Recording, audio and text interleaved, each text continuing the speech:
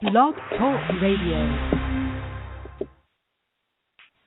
Mi chiamo Afurakanu, Afuraitkaitnut, Neye Odwirada, Medinde Odwirafo, Kwesi Radnehempata Akan.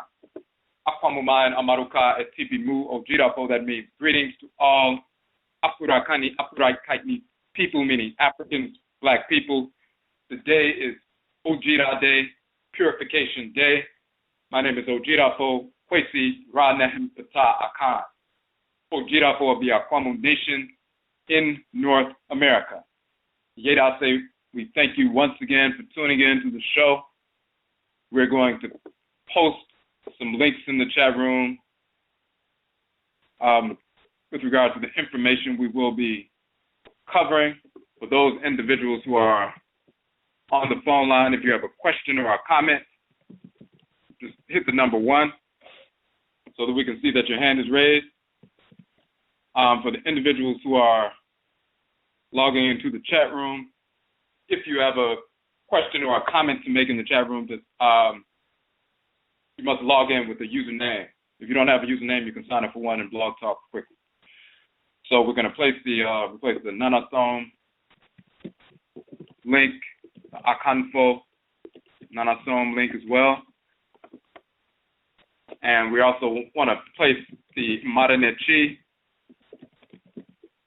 Divine Law and Divine Hate link as well, because we're going to get into some of that information. And we have a number of different articles that we're going to deal with. For individuals who are new to the shows, we have 3 broadcasts on a weekly basis. We have AKANFO NANASOM, Ancient Authentic Akan Ancestral Religion on Joada on Mondays. We deal specifically with the Akan expression of NANASOM, the Akan expression of ancestral religion on Monday nights. On ODWIRA, which is ABENA Tuesday nights, we have our show ODWIRA, of course, and we deal specifically ancestral religion in general and its application to every aspect of our lives and the purification of cosmology and culture and knowledge and wisdom about the culture and so forth. Then on Wednesday nights, Awukuda or Akuada Wednesday nights, we have Egua Marketplace. And what we're doing, number one, we have individuals come onto the show, talk about their businesses, products, services, all of that, showing how they interact with the community, how they serve the community through products and services, organizations, businesses, institutions, serving the community in a positive capacity, and talking about how they are informed through their ancestral religious values in their service to the community. So we have people come on and talk about their businesses, organizations, and institutions so that you can learn who and what's in the community so you can support. We are also in the midst of our OCOM economic development model operation. And with regard to that, we have published the OCOM economic development model. It's an ancestral religious approach to economic development. And we'll get into detail about that in the model. We're going to post a link in the chat room right now for that. For those who are not in the chat room, it's the OCOM page on our website, OKOM. So when you go to Odwirafo.com, you can go to the OCOM page. You can look for that link. On that page, you can see you can download the model itself, the OCOM economic development model. OCOM in Akan culture means hunger. It also means possession. So it's dealing with what we desire, what we naturally desire, the constellation of 7 primary needs rooted in our ancestry or nation building, things that we need to possess in order to reestablish ourselves independently and sustain ourselves independently as self-governing, as a self-ruling, self-governing people on our own landmass, as well as wherever we are in the world. So we have that piece, the publication. You can download the publication for free, of course. Also, part of that process is the strategy, and the strategy that we use is to starve the beast and feed the pride. And that simply means that you make an assessment on a weekly basis to determine what funds you would have potentially wasted with the white snare offspring at Starbucks or different stores, or wasting money in different ways. And instead of wasting that $5 or $10 or $15 with that white business, you starve the beast and feed the pride. You reallocate those funds, starve that white beast, and reallocate them to the business of the week. We are targeting one Afurakani or Afuraitkaitnit business, organization, or institution per week for 52 weeks. We are in the week number 13, and the business of the week is Pan-African Designs. And when you go to the Ocom Economic Development page, you'll see the link to that particular business, as well as the other various businesses, and the list is growing. So we are on week number 13. We've asked the community to support these various businesses, organizations, and institutions on a weekly basis, starving the beast and feeding the pride. So now we are on week number 13. This is Pan-African Designs and Afurakani, Afuraitkaitnut, or African-centered apparel company. The brother does great work. You can go directly to the website. You can also listen to the interview the brother did with us on and the brother's name is Alsar Ma'akeru Amin-Ra, Pan-African Designs. You can also listen to the interview he did with us on our show. That link is also on the page as well. So when you go to the Ocom Economic Development page, you'll see the economic development model. You can download that and study that. You can see the 4-part series that we did on Blog Talk on the model. You can download that information, as well as 2 other broadcasts dealing with Kodi, which is economic warfare. Every time we spend money and we recognize we are living behind enemy lines, we are not independent on our own landmass, self-ruling and self-governing and sustaining that independence. We're not in that position right now. We are behind enemy lines. And when you recognize that, then every time you engage in economic activity, you must recognize it is an act of warfare. It's a strike against the enemy. You spend your resources to build up your people as a strike against the enemy, because we're behind enemy lines. And when you recognize that reality, and of course the white and offspring recognize that reality, because every time they spend funds, they create organizations, institutions, businesses, and so forth to continue to oppress our people every moment of every day. They're very clear about that. So if you don't think you're in a war, war is being waged against us.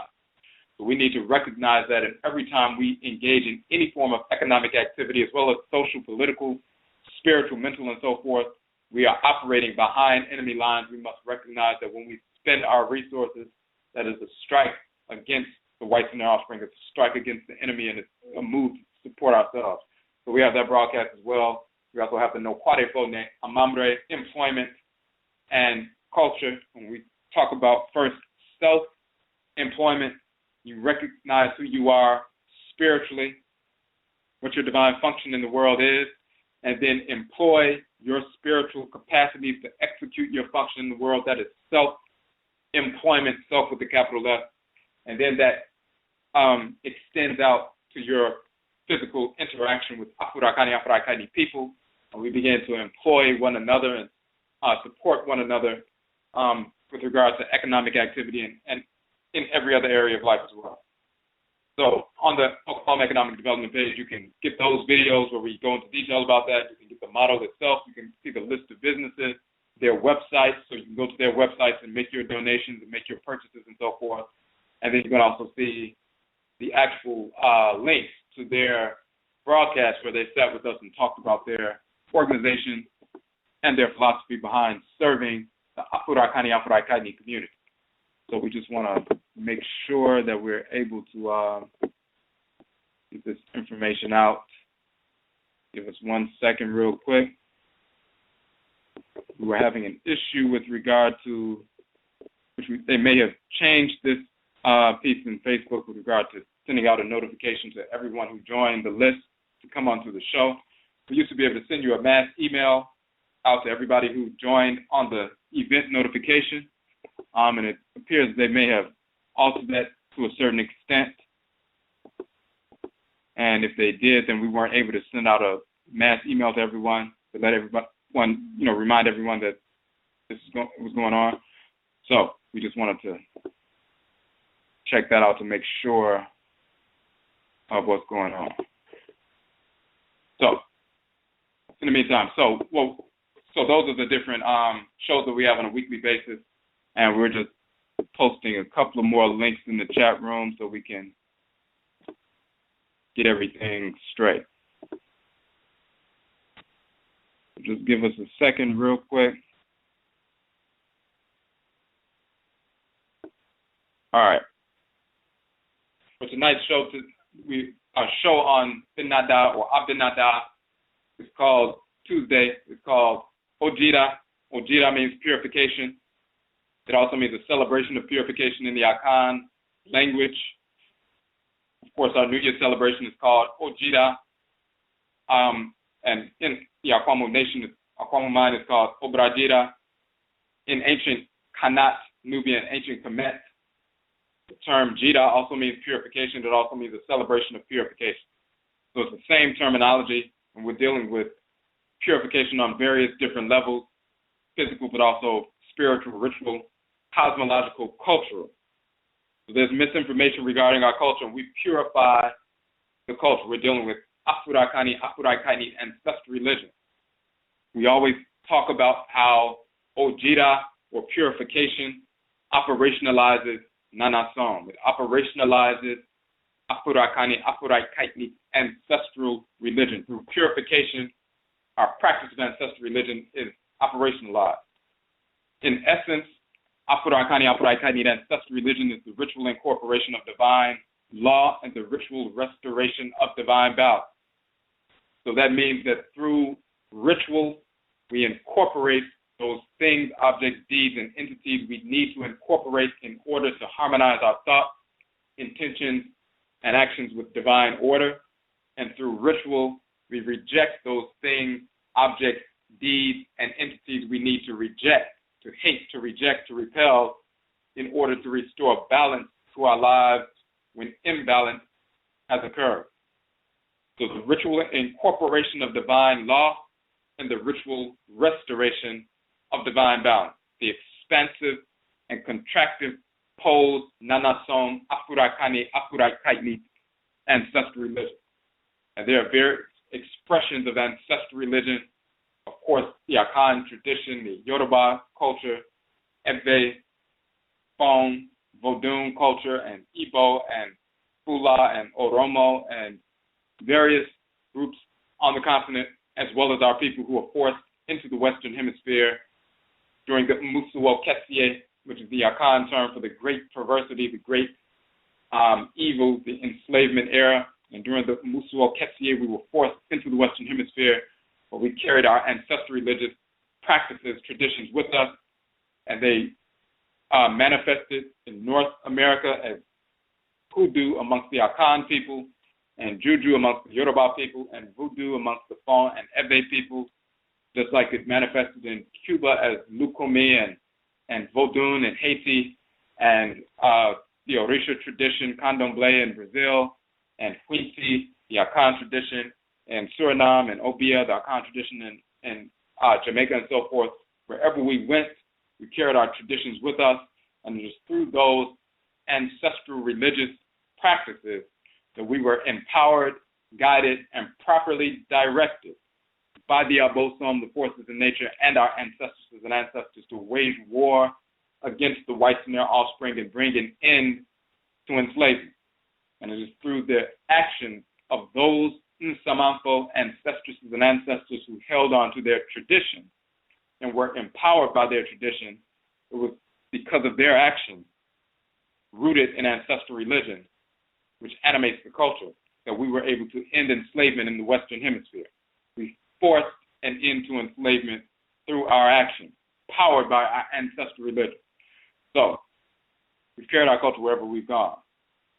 So NANASOM, ancestral religion, is operationalized through purification. And so this is what we deal with on the show. On tonight's show, we're talking about, as we said in the promo, we want to address NOKWARE and NSUMA. NOKWARE means truth, SUMA means to hide, and NSUMA means not hide. That is an Adinkra symbol, and you see that Adinkra symbol on the cover as far as the imagery that we use for the promo for the show. NOKWARE NSUMA, meaning truth does not hide. That is an Ebe, that's a proverbial ancestral, divine ancestral wisdom teachings coming from AKANFO, Akan people, shown through Adinkra symbols, the sacred symbols that we utilize. NOKWARE NSUMA, truth does not hide. Proverb, that's a teaching, that's an admonition. We teach our children, and of course we reinforce amongst adults. People may engage in criminality, lying, misleading people, and so forth, but NOKWARE NSUMA, truth does not hide. Ultimately, we will make sure that the truth comes out through the agency of people who are focused. So, we're talking about exposing fraud in ancestral religion. We're going to address various forms of fraud being perpetrated in Afurakani, Afuraitkaitnit, ancestral religious practices, including we examine the nature of initiation, lineages, fees for service, divination, drug abuse, sexual abuse, the perversity of dissexuality, homosexuality, the spirits of disorder, the whites and their offspring, and so forth. So let's get into some information. The first thing we want to do in our book, NANASOM, Divine Law, Love and Divine Hate, we want to go into a specific section of that book. Of course, divine law and the word love and law is the same word in our ancient language. Divine law or love and divine hate are the expansive and contractive poles of divine order. Whenever somebody talks about the divine order, if they don't understand it's comprised of divine law and divine hate, then they don't understand what they're talking about. Divine order is comprised of divine law and divine hate. The expansive pole of order is law, the expression of order, and the contractive pole of order is hate, the impression of order. Order is a specific form, the way things are supposed to be, the way they are established. And the law expresses the order. Law is the expression of order. When you look at the laws of something, that's an instrument that helps you to achieve balance with the divine order, because the laws express the order. When you adhere to certain laws, that's allowing you to align with the specific order that the laws are expressing. Hate is the impression of order. So through hate, repulsion, that force of divine repulsion, you impress or imprint upon the created universe that order, meaning you stamp out disorder and you repel disorder. So law is the expression of order, hate is the impression of order.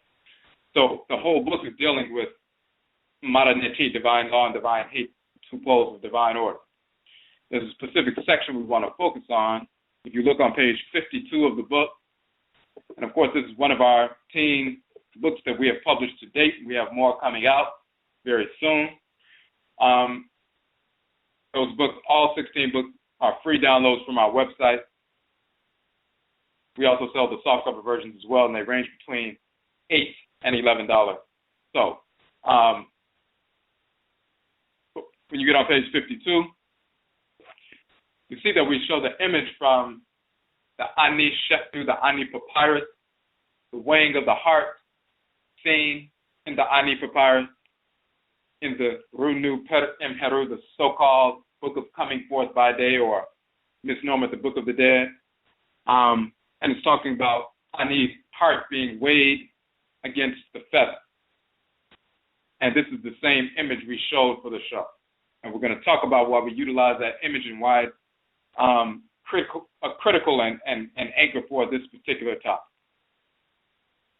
In Afurakani, Afuraitkaitnit culture, African Black culture, and of course we have our book as well, Afuraitkaitnut, the origin of the term Africa, where we prove conclusively that the term Africa comes from Afuraka. It has no root outside of our ancestral languages.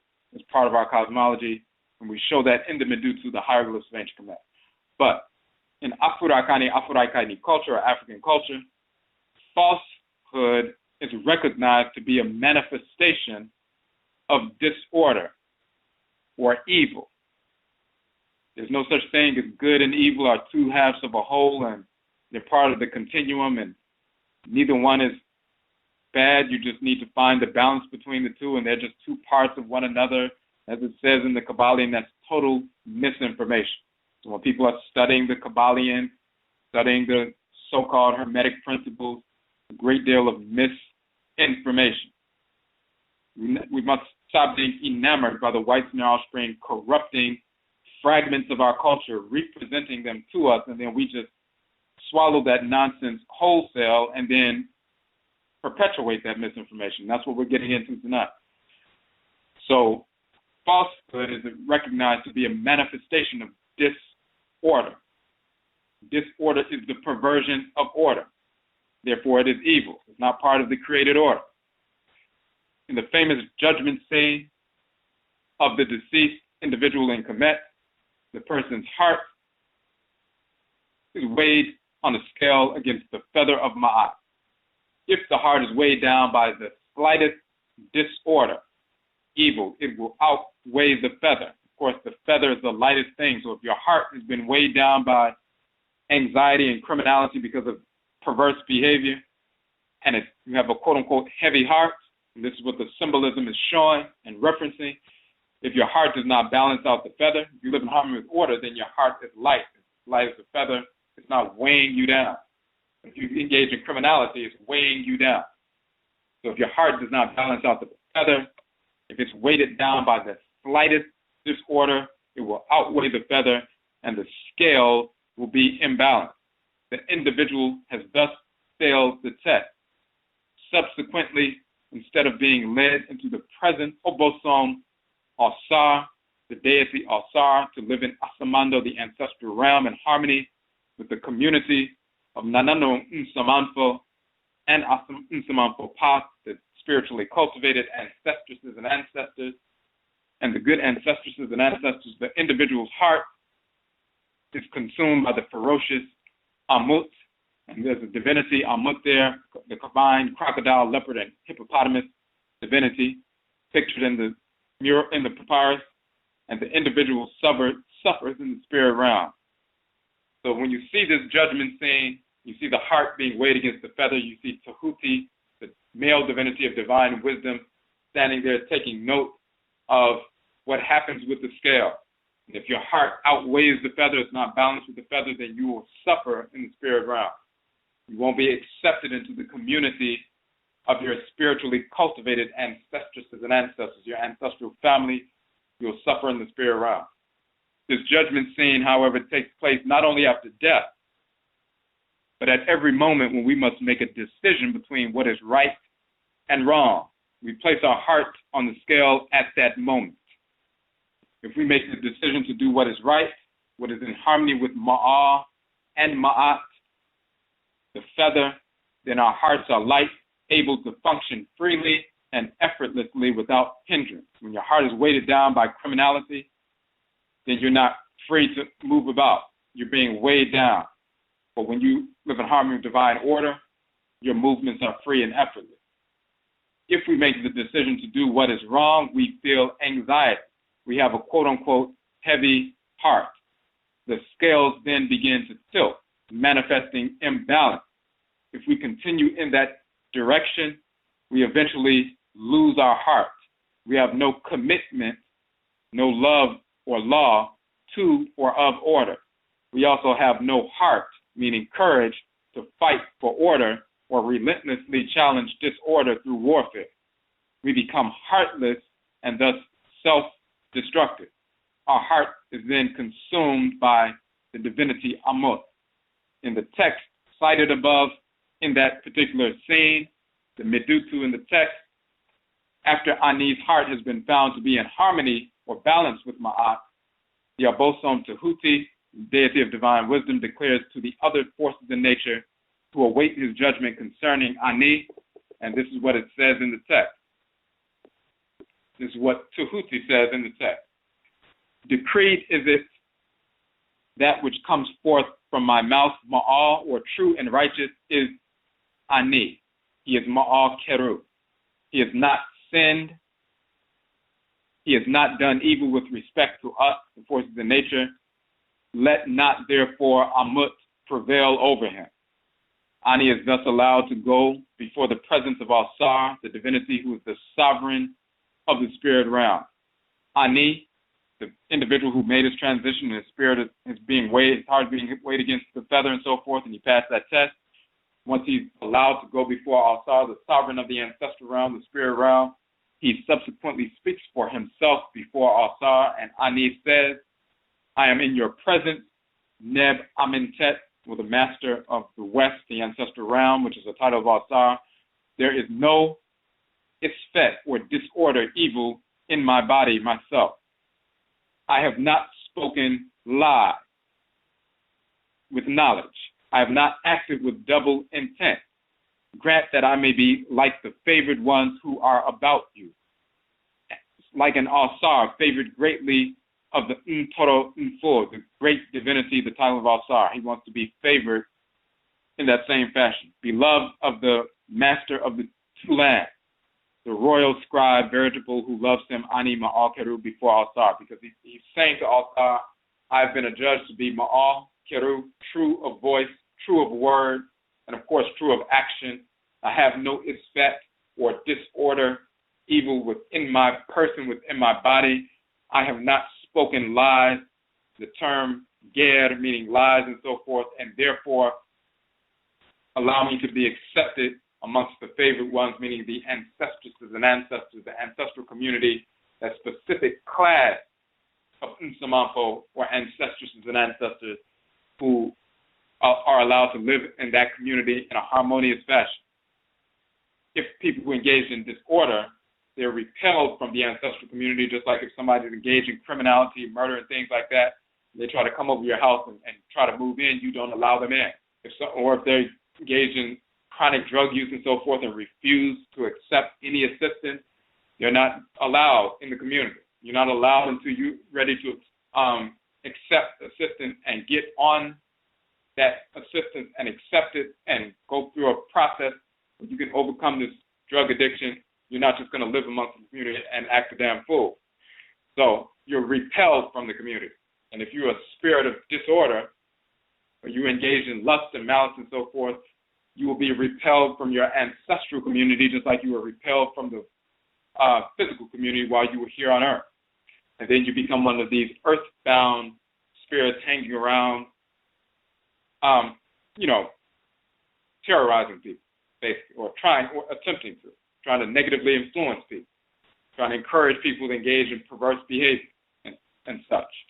So, but what he has done is proven that he has, passed that test. His heart balanced out the feather. He asked Awusi or Asar to accept him into the ancestral realm. Now, Tahuti, the divine wisdom, has declared that the scribe Ani is free of disorder and can therefore be given the title Ma'al Keru. Only those who attain the status of Ma'al Keru, which is males, and Ma'at Keru, females, are eligible to go before the ABOSOM Asar, the deity Asar, and be accepted as one of the honorable ancestresses or ancestors. Ma'al Keru literally translates as true, Ma'al of word, Keru, one who speaks or voices, Keru, the divine law, Ma'al, Ma'at. And of course, we have a broadcast talking about the male deity Ma'al and the female divinity Ma'at. Only truth speakers, those who are true of word and true to word, are acceptable to the divinity.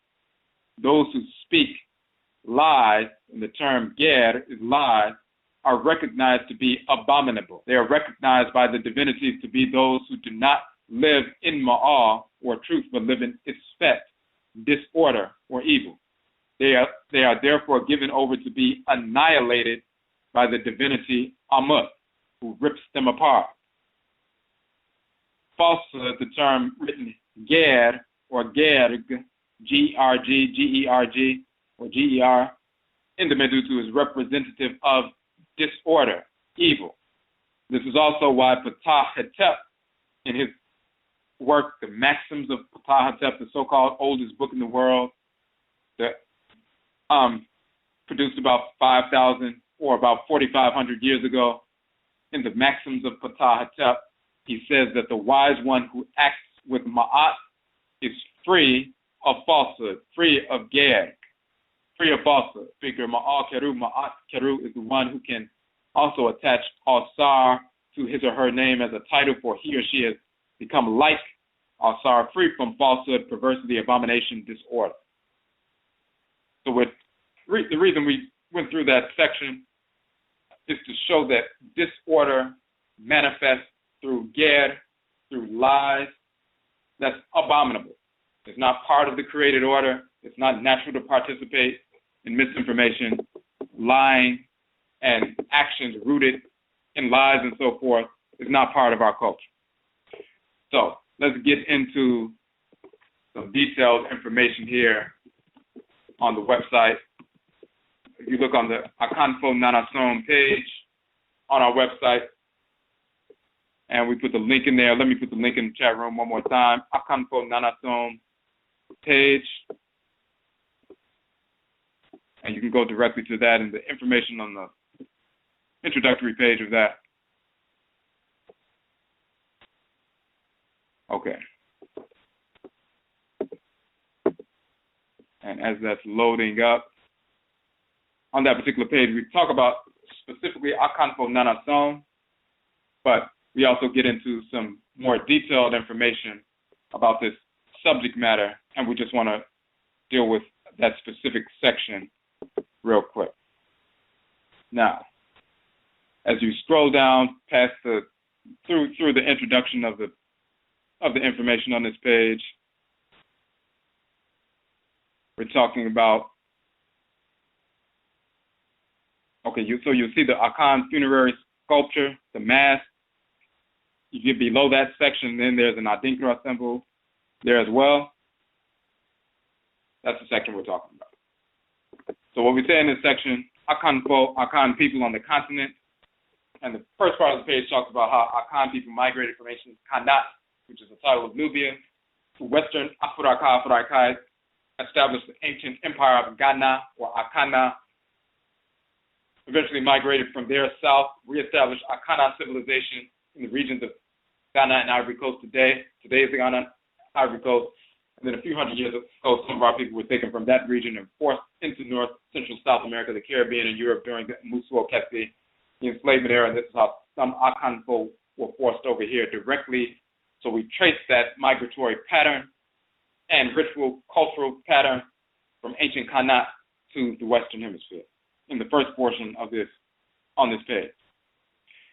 We say AKANFO on the continent of Afuraitkaitnut and their followers in the Americas, the Caribbean, and Eurasia, who refuse to eradicate the infection of the pseudo-religious doctrines of the whites and their offspring, Christianity, Islam, Judaism, Hebrewism, Hinduism, Buddhism, Vedanta, Hermeticism, Kabbalism, all of that nonsense, the perverse culture of the whites and their offspring, dissexuality, homosexuality, interracial, quote-unquote, marriage, white cultural ill values, and refuse to reject the whites and their offspring themselves, perpetuate a corruption of NANASOM, of Afurakani, Afuraitkaitnit, Ancestral Religious. The ABOSOM and NANASOM, meaning the deities and the ancestral spirits who are cultivated, and this is true of all cultures. We're speaking about the Akan tradition, but this is true of all of our people wherever we are in the world. The ABOSOM and NANASOM, the deities and spiritually cultivated ancestresses and ancestors, withdraw their influence from such Afurakani, Afuraitkaitnit people, just as they withdraw their influence from those of our people who engage in other forms of disorder, lying, theft, child molestation, murder, rape, etc., and or embrace or ally themselves with murderers, molesters, rapists, criminals, and so forth.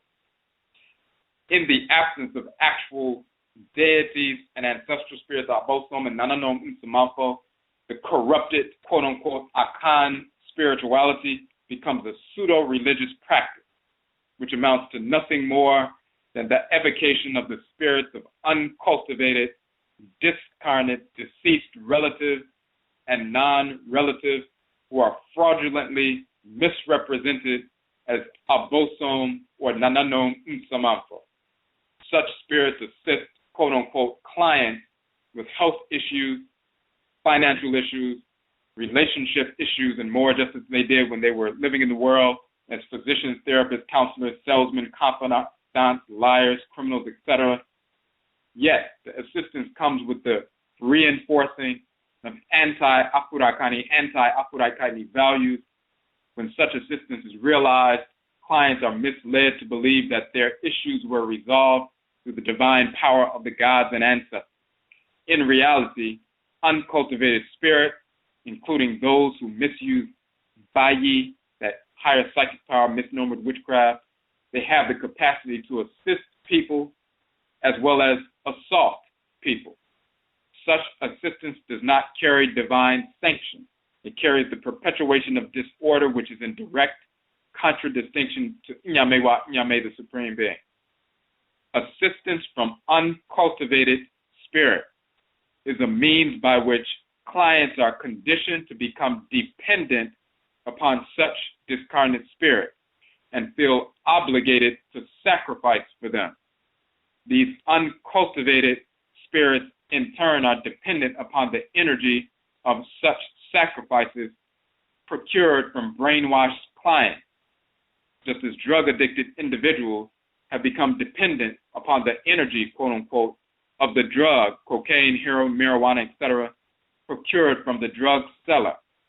The overall result of this perverse codependency for the greater community of AKANFO and Afurakani, Afuraitkaitnit people in general is the perpetuation of ignorance, disorder, male-female imbalance, self-hatred, skin lightening, hair straightening, etc., rationalization of insane behavior, and foolish pseudo-cultural practices, the ill worship of white people, culture, and values. So again, we're talking about uncultivated spirit, somebody who is a criminal, a rapist, a murderer, child molester, ignorant, immature individual. They make their transition. Those corrupt, disordered spirits hanging around were not accepted into the ancestral realm. Their hearts did not balance out the feather. So those weak, criminal, crackhead type spirits hanging around, transient. Somebody has a little shrine in their house. They were infected by white culture. They're corrupt themselves. The ABOSOM and NANASOM for the deities and ancestral spirits therefore withdraw their influence from such ignorant individuals who are perpetuating misinformation and disorder and lust and malice and so forth. So those little shrines don't have any forces of nature connected to them at all. They have left those shrines. Those pots are empty. The only spirits that will take up residence in such shrines are these criminal, crackhead type, drunkard, alcoholic, deceased type spirits.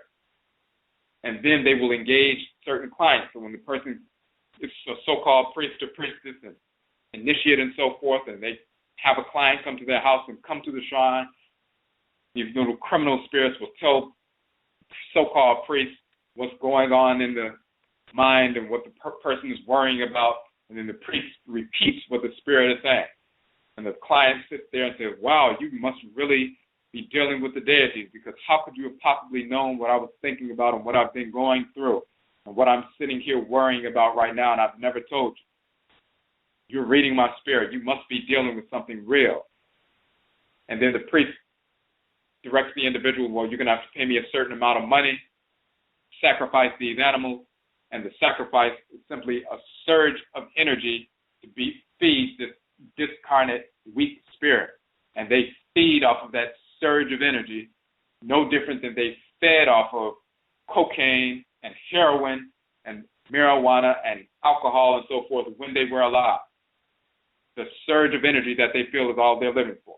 Of course, the surge of energy from cocaine and heroin and all these other drugs is actually destroying the body of the person, but they don't care about that. All they want is the surge of energy because they're addicted to it.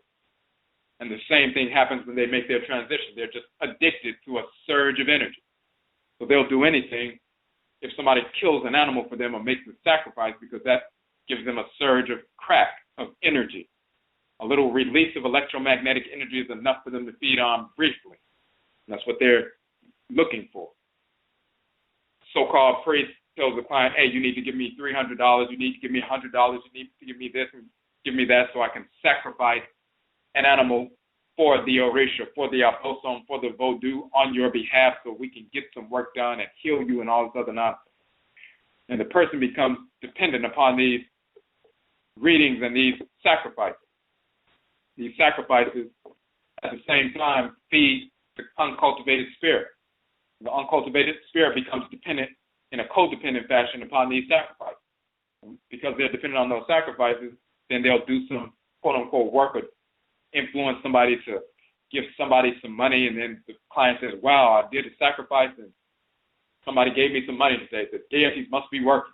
And they give more sacrifices that feeds the uncultivated spirit, and then they, at the same time, do little things that are not really impactful but appear to be magical. There's codependency going on here. But at the same time, all it's doing is perpetuating white values, as we said. When we talk about the whites and their offspring are spirits of disorder, the Achiwadiyefo, all of them, infants to adults, living and deceased, yet to be born, are absolutely hated by Inyamewa, Inyame, the ABOSOM, and the NANASOM, the Supreme Being, the deity, the ancestral spirits, as well as conscious, normal Afurakanu, Afuraitkaitnut. We're dealing with divine law, divine hate. It's what we talked about. Divine hate is the immune system, lymphatic system within your body. That's the divine hate vehicle. It's also the immune and lymphatic systems within the great divine body of the Supreme Being, which repels, hates, rejects cancerous cells to destroy them in order to maintain the integrity of the body. This is what we're dealing with. When you embrace white values, and embracing white values is the embracing of false, perverse beliefs about various aspects of life. But it's not just the belief. It's also what follows those beliefs is a set of prescribed behaviors tied to those said beliefs. And these beliefs and their behavioral prescriptions lead to self-destructive thought, intention, and actions among Afurakani, Afuraitkaitnit people. This manifests in the lack of the ability of the people to change their condition and realign themselves and align the community with Nyame and Sheshe divine order. Their communal reflection is thus one not of order, but a reflection of the disorder that the whites and their offspring continuously attempt to force upon Afurakani, Afuraitkaitnit, African society as a whole. Political independence without spiritual independence is cultural enslavement and colonization. It is by definition the perpetuation of white rule. So when we look at individuals who are going back and forth to the continent to go sit with infected elders and eldresses who've incorporated pseudo-religious and white cultural infections into their practices, but those infections are ensconced by the aesthetic of the culture. So you see clothes and you see ritual implements, you hear the language and so forth, and you see sacrifices, whether you're on the continent or here in the Western Hemisphere. The aesthetic of the culture ensconces the white perversity, the white values within these individuals. However, it's betrayed when you look at their condition. What is the condition of the continent? What is the condition of the various communities on the continent? Nobody is embracing ancestral religion fully and openly enough to the extent that the religion of the culture, the national religion, is the ancestral religion of the people. Everybody will say, well, the state religion or the most prominent religion is Christianity or Islam or some variations of that all over the continent. In Benin, for example, they'll say the vast majority of people on some level practice Vodou. They're closer to that than other nations, but still, just on a basic level, all across the continent, you have people, the vast majority of them have embraced white culture, political independence, as we said.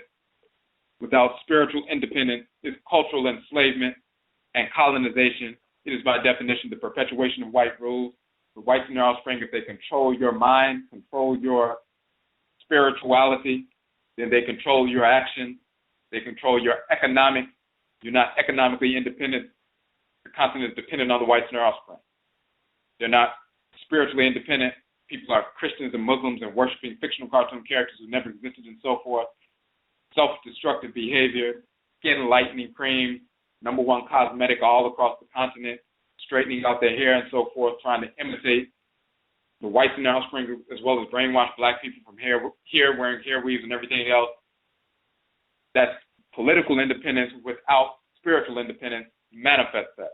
So we go to such individuals who have infection, yet the aesthetic of the culture appears to be traditional, but they have these white values, and then they give us infected philosophy, pseudo-philosophy.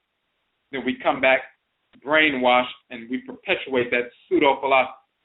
They don't teach you about divine law, love, and divine hate as the two poles of divine order, reality. That's not a cultural perspective. That's the reality of creation. The forces of divine law and balance are Ma'a and Ma'at. The forces of divine hate are Haru, Behudet, and Sechiman. They exist. They're forces in nature. And all Afurakani, Afuraitkaitnit people have names in their languages for these forces in nature, and we invoke them. So people who are really dealing with them, they know who these forces in nature are and what they govern. And they govern the expansive and contracted poles of divine order. If people are not teaching that, they're not teaching you anything. They're just teaching you empty ritual. They don't understand divine order. They're not teaching you anything. Then they perpetuate this notion that you, as an Afurakani, Afuraitkaitnit person in the Western Hemisphere, are inferior. And we've accepted that information from the whites and offspring, and some of them have accepted it as well. So we believe that we're inferior. We have no spirit or soul in reality, and we're absolutely dependent on leaving our locale to go somewhere and have someone else fill us up, quote unquote, with spirit, because if we do not do that, we're just empty, impotent niggers in America, just empty vessels that have no direction. And our people believe that nonsense. Even people who claim to be Afrocentric, culturally grounded, and so forth, deep down inside, they believe they are inferior and illegitimate unless they go to someone else and get a quote-unquote initiation, not recognizing the reality that the ABOSOM that are connected to them and assigned to them were born with them pre-incarnation, came into the world with them, assigned to us pre-incarnation, so when we're born, we're already connected to them and have that direct connection. And it is through our direct blood circle that we access that connection, not through somebody else's blood circle. But that misinformation is perpetuated. So in this particular page, we go into some detail about that process. We don't have to go through all of the information here because we go through some detailed information about the trustery in the Akan areas, but this same dynamic plays out with regard to all Afurakani, Afuraitkaitnit people and how it affects us as well. Let's get into some detailed information here. There was a particular link, and of course, if anybody has any questions or comments, of course, you can hit the number 1 on the phone line. And you can also, of course, comment in the chat room. So first, let's deal with one of these major issues. We talked about fee-for-service divination.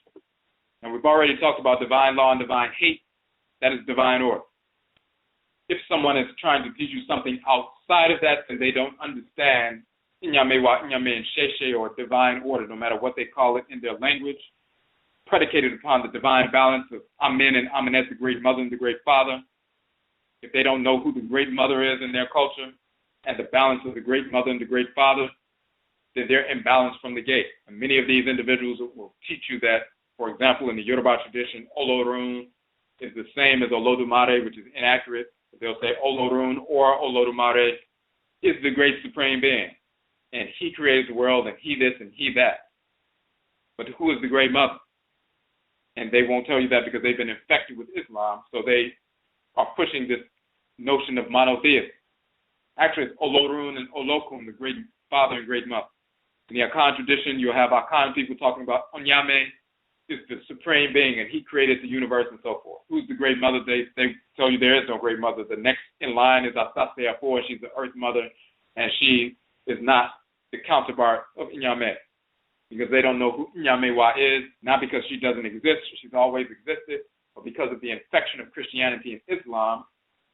They are trying to promote this notion of monotheism over the past 150 plus years and have corrupted the culture to make it fit the idiocy of monotheism. But divine order is predicated upon the balance of male and female, rooted in Amen and Amenet, Nyame and Nyamewa, Olorun, Olokun, Lisan, Mawu, and so forth, Chukwu and Kamosu. But that divine order extends from that, and that's why divine order has two complementary poles. So first, the foundational key to all of ancestral religion is divine order, because we're seeking to align with divine order. Remember, NANASOM, Afurakani, Afuraitkaitnit, ancestral religion is the ritual incorporation of divine law, the ritual restoration of divine balance, all seeking to sustain our alignment with order. So if you don't understand what divine order is, and it's two poles, then from the gate, you're being misinformed. And the vast majority of these individuals are misinforming our people, whether it's here in the Western Hemisphere or on the continent. An expression of that, we have an article called the ABOSOM. ABOSOM do not ask for money. ABOSOM, Orisha Vodou, and the purification of NANASOM, Afurakani, Afuraitkaitnit, ancestral religion.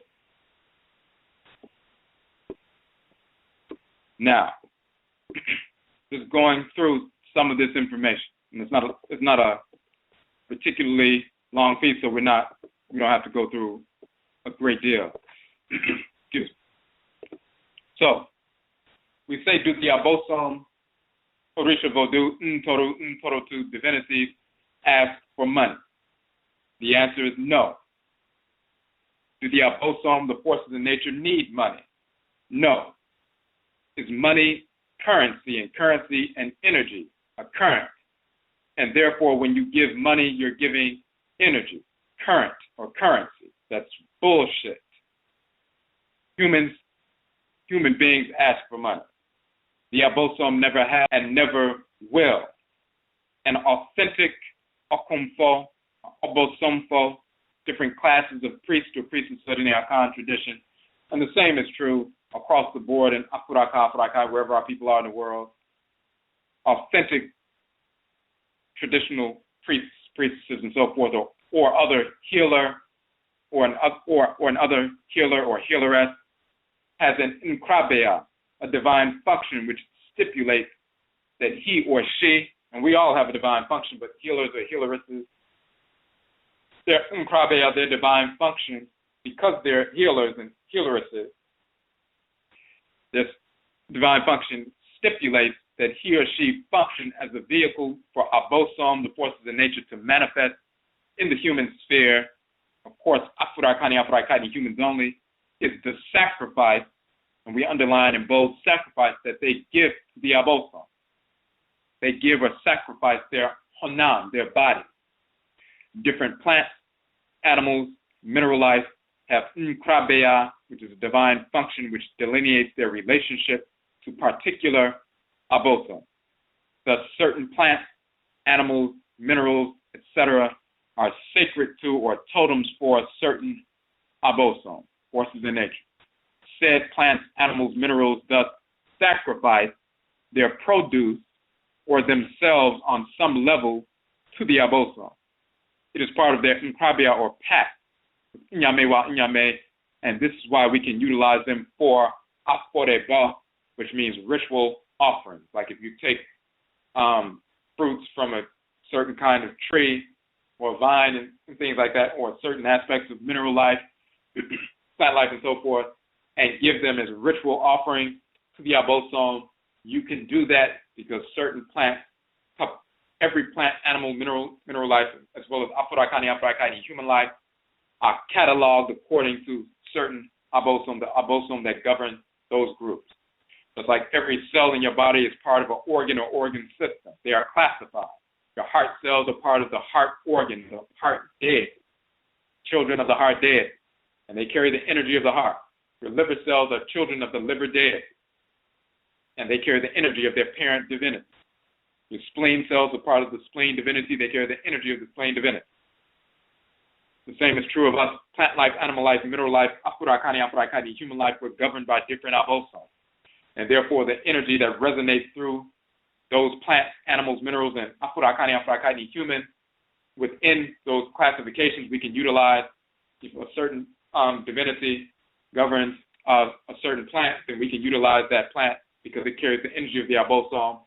It's a way to magnify that energy and utilize it for ritual purpose. The same thing with certain animals through animal sacrifice. The same thing through minerals, for example, like the resins that come from the frankincense trees and myrrh trees and so forth. Those resins can be used, of course, for incense and things like that. But the same thing, so those things can be, quote unquote, sacrificed or used as aforeba ritual offerings because they are like batteries that carry the energy of that particular ABOSOM. If we're trying to align with that energy and invoke that energy of the divinity, we can utilize those things for ritual offerings to magnify that energy. And as we talked about in the past, the shrine as well as the talisman, amulet, and so forth, they are magnifiers of energy. So just like we've said, if it's a sunny day outside, it's 100 degrees and not a cloud in the sky and the sun is shining on some dry leaves that have fallen on the ground, the leaves will simply be warm. If, however, you take a magnifying glass and place it between the sunlight and directly over the leaves, and you position it properly, the sunlight will move through the glass, the magnifying glass become magnified, and once it hits the leaves, then it will cause them to combust and catch on fire. Same sunlight, because you used a magnifying device, the energy of the sun becomes magnified and pinpointed, and there's an explosion of energy. We utilize our talismans, shrines, idols, and so forth, ritual offerings. They are magnifiers of energy in that regard. So, plant life can be utilized in that fashion. Animal life can be utilized in that fashion. Mineral life can be utilized in that fashion. And then human life and the sacrifice that the human being makes to fit their NOKWARE or their function is to serve as a vehicle for the ABOSOM, is that they become the vehicle. So they sacrifice, quote unquote, their bodies, their honam, meaning that the ABOSOM will take up residence in them and possess them so that they can communicate to the community on a physical level. So spirit possession takes place. And when spirit possession takes place, it's very similar to if you're driving in a car and then somebody says, hey, let me drive for a second, and then you get in the back seat, and then they get in the front seat and they get behind the wheel and they begin to drive. You can see everything that's happening. You're still in the vehicle. You simply have taken the back seat and they're driving right now. And when it's time for you to get back in the driver's seat and they get out the car, then you're driving once again. And this is what happens when the ABOSOM possess someone, or the Vodou possess someone, the Orisha possess someone, the Ntorotu possess someone. That is a pact made, the person made with Nyame wa Nyame. They are serving as a vessel for the ABOSOM. That is their function in creation. Just like every cell in your body has a specific function to execute in the body. Some cells, we are cells within the great divine body of the Supreme Being. Some of the cells have specific functions and they are to be utilized as aforeba in that sense, offerings of sacrifice. They sacrifice their body and their time to step back and allow the ABOSOM to take up residence so they can communicate directly with the community. That's the sacrifice. So, as we said, the different plants, animals, mineral life have NOKWARE functions which delineate their relationship to particular ABOSOM.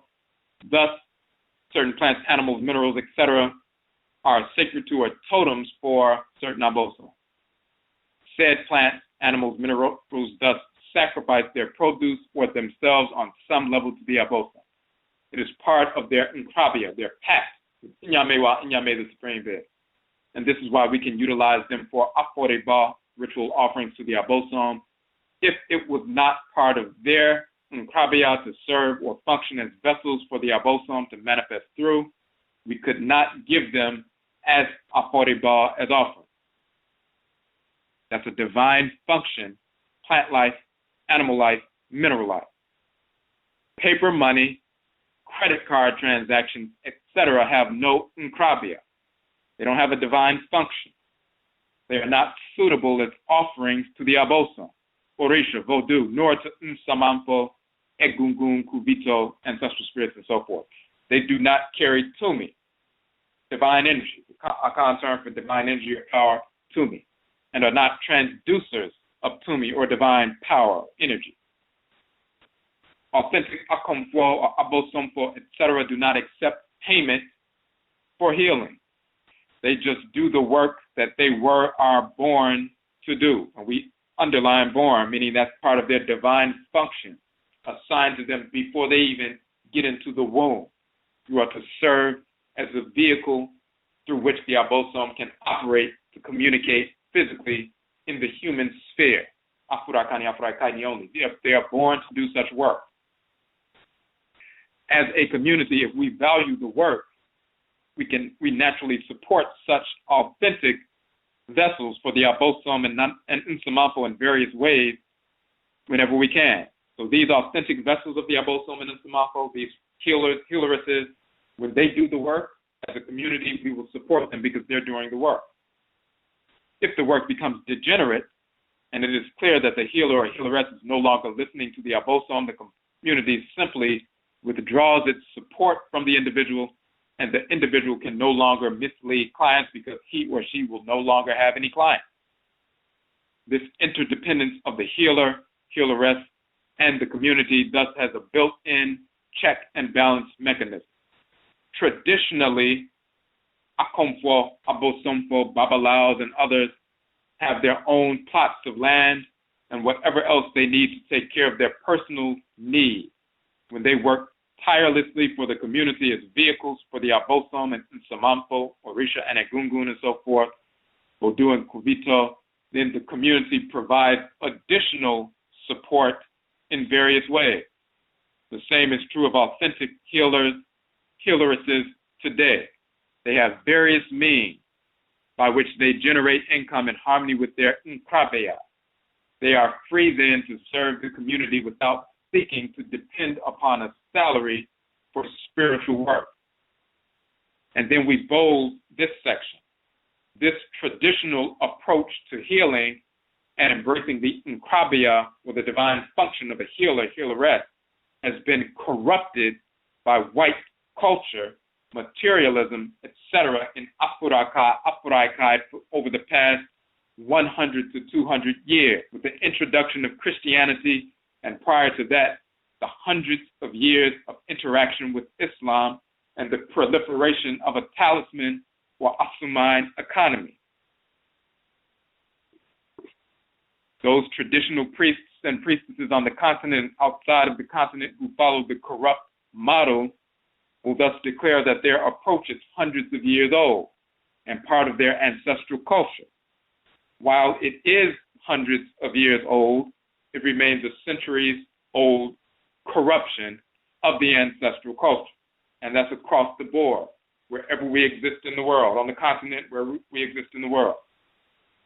The ABOSOM do not require money in order to spiritually possess one of their children on Asase, on the Earth Mother.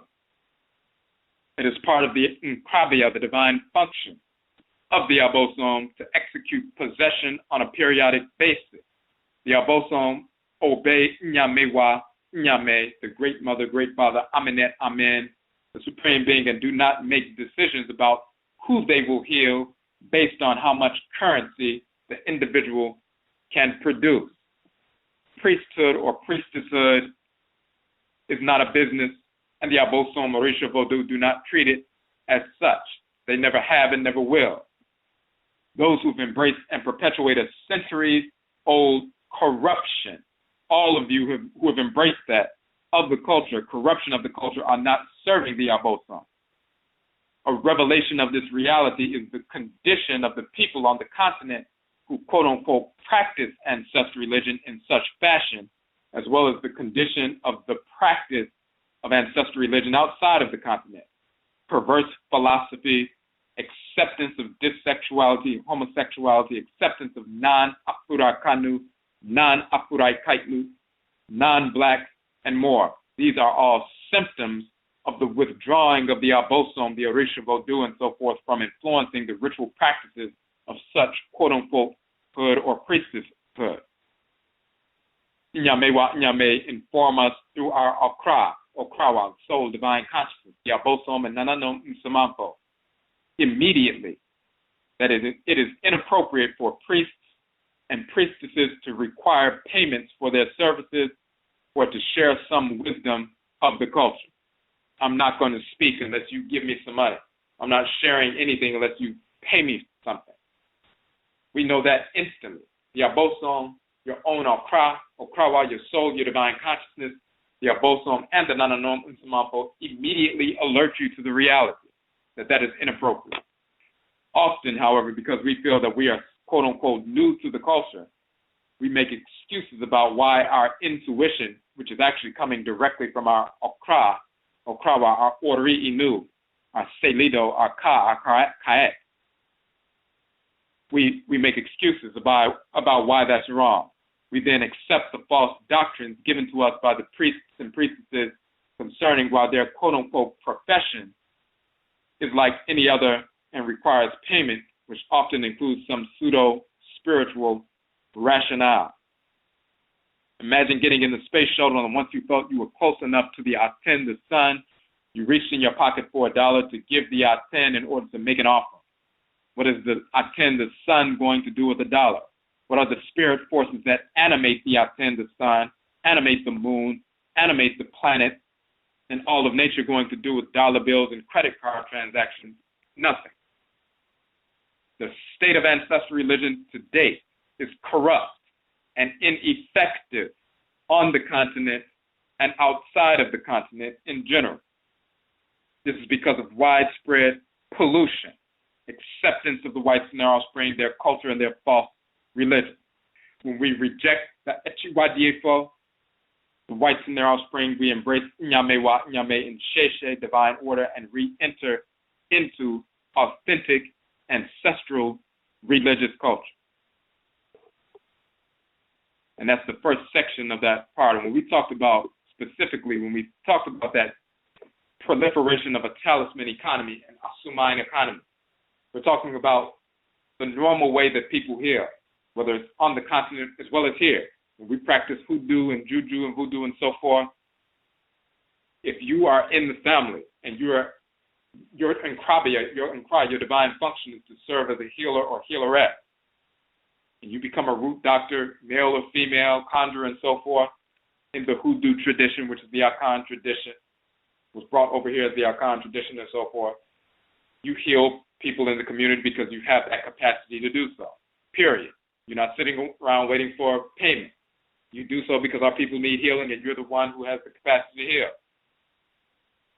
That's part of traditional culture. Over the past 100 to 200 years, because of the infection of white culture, and then prior to that, the infection of, that's Christianity, but prior to that, the infection of hundreds of years of Islam and the proliferation of a talisman or Talisman economy, then that changes. The brainwashed Negroes who embraced Islam, black people who initially were practicing their own traditional culture, but they embraced the idiocy of Islam. Some of our people disgruntled with the status quo with regard to who's in rulership. Some people who are criminals, they're not allowed to practice their criminality in our traditional culture because we don't accept criminality. But the whites and our offspring invade, not successful, but they connect with some of these disgruntled criminal types, and they're like, hey, if you join up with us, you can be a criminal, you can live your life that way. Just help us attack the rest of your people. And if we win, then you can be in control of this city where you once were not able to be in control. And some of the criminals went for that. They embraced Islam once they began moving in that perverse direction. The ABOSOM that were connected to them via birth separate from them as soon as they began to engage in criminality. The NANASOM separate them and do not influence them. They withdraw their influence. So the only spirits that are left, as we mentioned before, are criminal-type deceived spirits that they work with. So now there's a proliferation of a talisman, as we call Talisman Economy. This is why the Muslims all over Afuraitkaitnut proliferate talismans. They sell talismans all over the continent, and everybody knows that. Why are they selling all these talismans? Because that's the only thing they can deal with. They mislabeled them ABOSOM or Orisha or Voodoo and so forth. But all they can deal with is discarnate, wayward, criminal-type spirits because they are not dealing with real ABOSOM. And because they're engaged in this talisman-type economy and they sell these spirits to people now, this whole notion of you do a reading and you pay some money and you sell people's spirits and sell people's shrines, and you try to acquire power and get as many talismans or shrines as you can and try to be the most powerful person, all of this nonsense, that's coming from the perverse influence of Islam and Christianity. Traditionally, we don't engage that process that way. That's happened, again, with the infection of Christianity over the past 100 to 200 years, but the infection of Islam in different areas over the past 1,000 years. Remember, the Akan people migrated from ancient Ghana or Akana about 1,000 years ago because of the Muslim invasions, Almoravids and all of that. Our people weren't going to engage in that nonsense. We weren't going to participate in that. So the intelligent ones moved away and reestablished civilization about 1,000 years ago near the forest belt, reestablished Akan civilization. And to this day, the vast majority of people are still not Akan, but some of them, not Muslims, but some of them got involved in that nonsense. And then later on, some of them got involved in Christianity and other forms of white culture.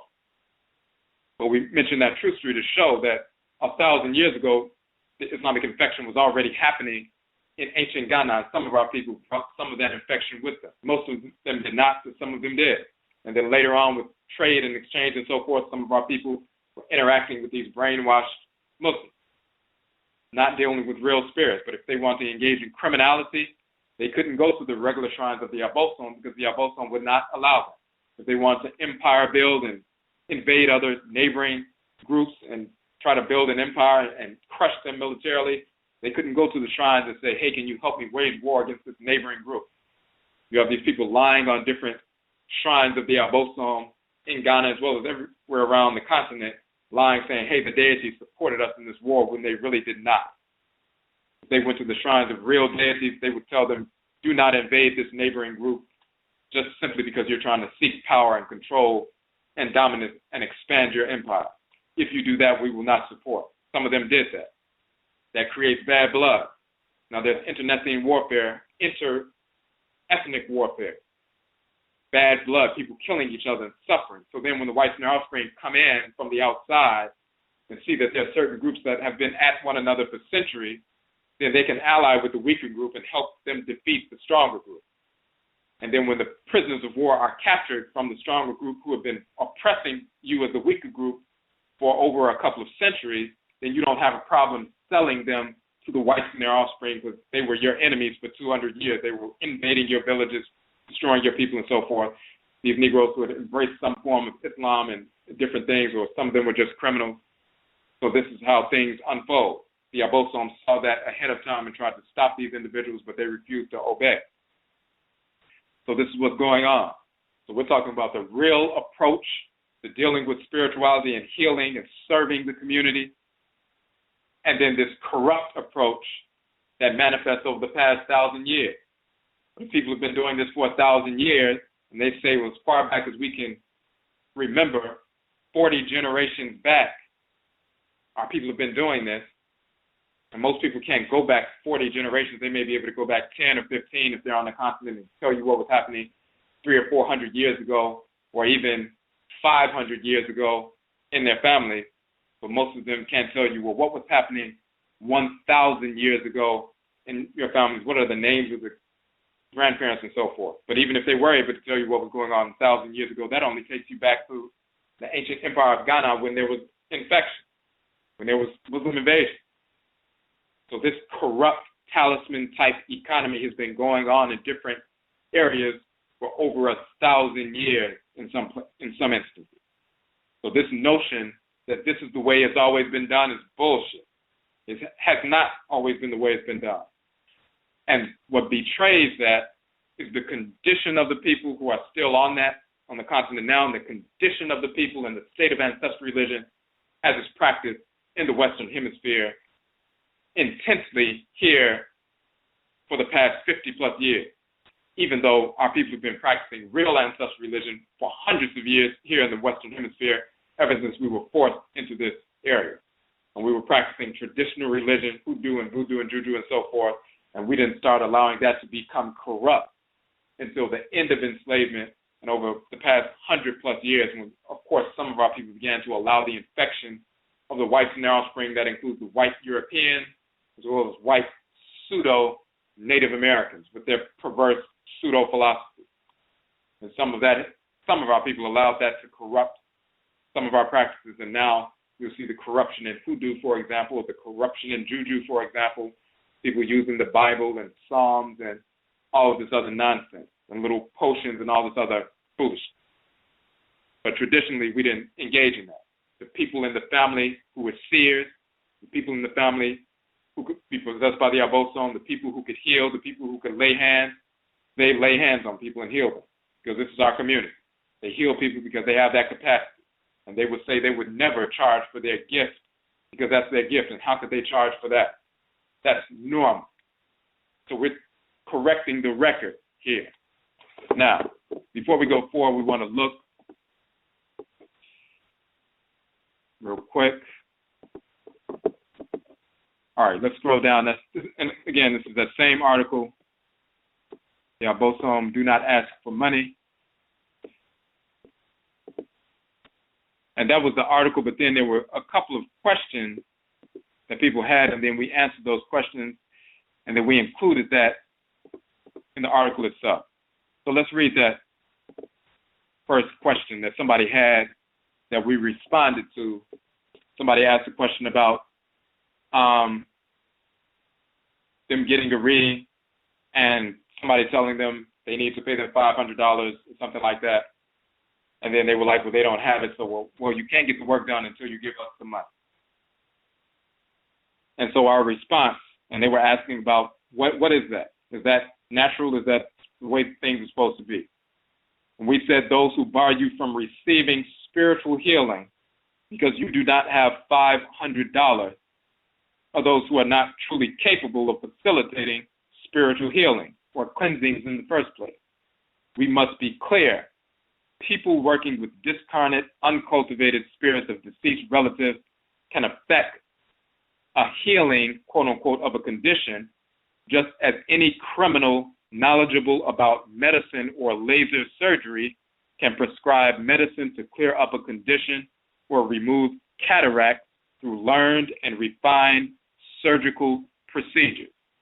Most of the common physical and spiritual emotional ailments we suffer from can be handled by uncultivated individuals, physical and non-physical. Most things, a mass murderer could have went to college and went to school and become a neurosurgeon. Mass murderer can become a heart surgeon. They can heal people of, aneurysms and different things just because they went and learned about some techniques that has nothing to do with spirituality. And those same individuals can do something when they make their transition. Has nothing to do with spirituality. However, we need to realign our NSUMA, our spirits, with our Okra, soul, divine consciousness, in order to harmonize our thoughts, intentions, and actions in Yamewa, Nyame, and Sheshe divine order. Only the NANASOM, and ABOSOM, the spiritually cultivated ancestresses and ancestors, and the divinity can point us in the proper direction and or recalibrate us. That's their job. Once we receive direction and recalibration from them, it is on us to use our own faculties to complete the process. Uncultivated individuals do not have access to the ABOSOM and NANASOM. Those uncultivated individuals who are just brainwashed, conditioned, weak, neglectful, etc., may have ABOSOM connected to them via moja or blood. However, the ABOSOM withdraw their influence until the individual makes a move towards the ABOSOM and away from the foolish, uncultivated condition. Those uncultivated individuals who are criminal, who are deliberately rejecting the ABOSOM and NSUMA and seek to fulfill lust and or malice, may have had ABOSOM connected to them in the past. However, the ABOSOM and NSUMA do not wait around for such individuals to straighten out. The ABOSOM withdraw their influence from such individuals completely, never to return. Such individuals then become like cancerous cells in the body, once normal, but because of a withdrawal of order, divine order, they have become disfigured and are no longer like the other healthy cells. The body is beyond the repair phase and thus targets such cells via the immune system for destruction. We have been in America for hundreds of years, since the ASUO, Many of us have not had any access to priests or priestesses for at least a century, but we are still here. Our NANASOM and ABOSOM are what we need for guidance, cleansing, readings, etc.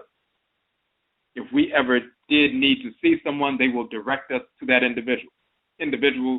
Such an individual may be someone who has embraced NANASOM, authentic Afurakani, Afuraitkaitnit ancestral religion, or someone whom the ABOSOM have recently transformed via possession and spiritual communication into a vessel of healing for our community. Now, that was one of those questions we answered, and I just want to see if we need to go through the second. It was a couple of other questions. Okay, we may not have to go through that one. We just want to look through the next piece to make sure we covered some of that information before we go forward.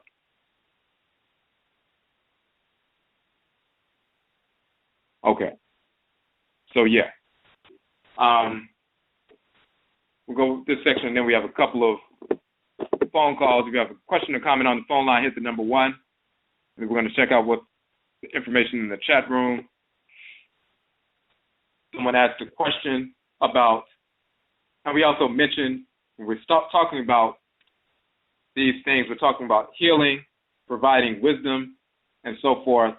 Now, there are other people who are doing things with regard to certain kinds of videos, having stores, producing music, artwork, techniques, healing techniques, a certain little technique, different kinds of things.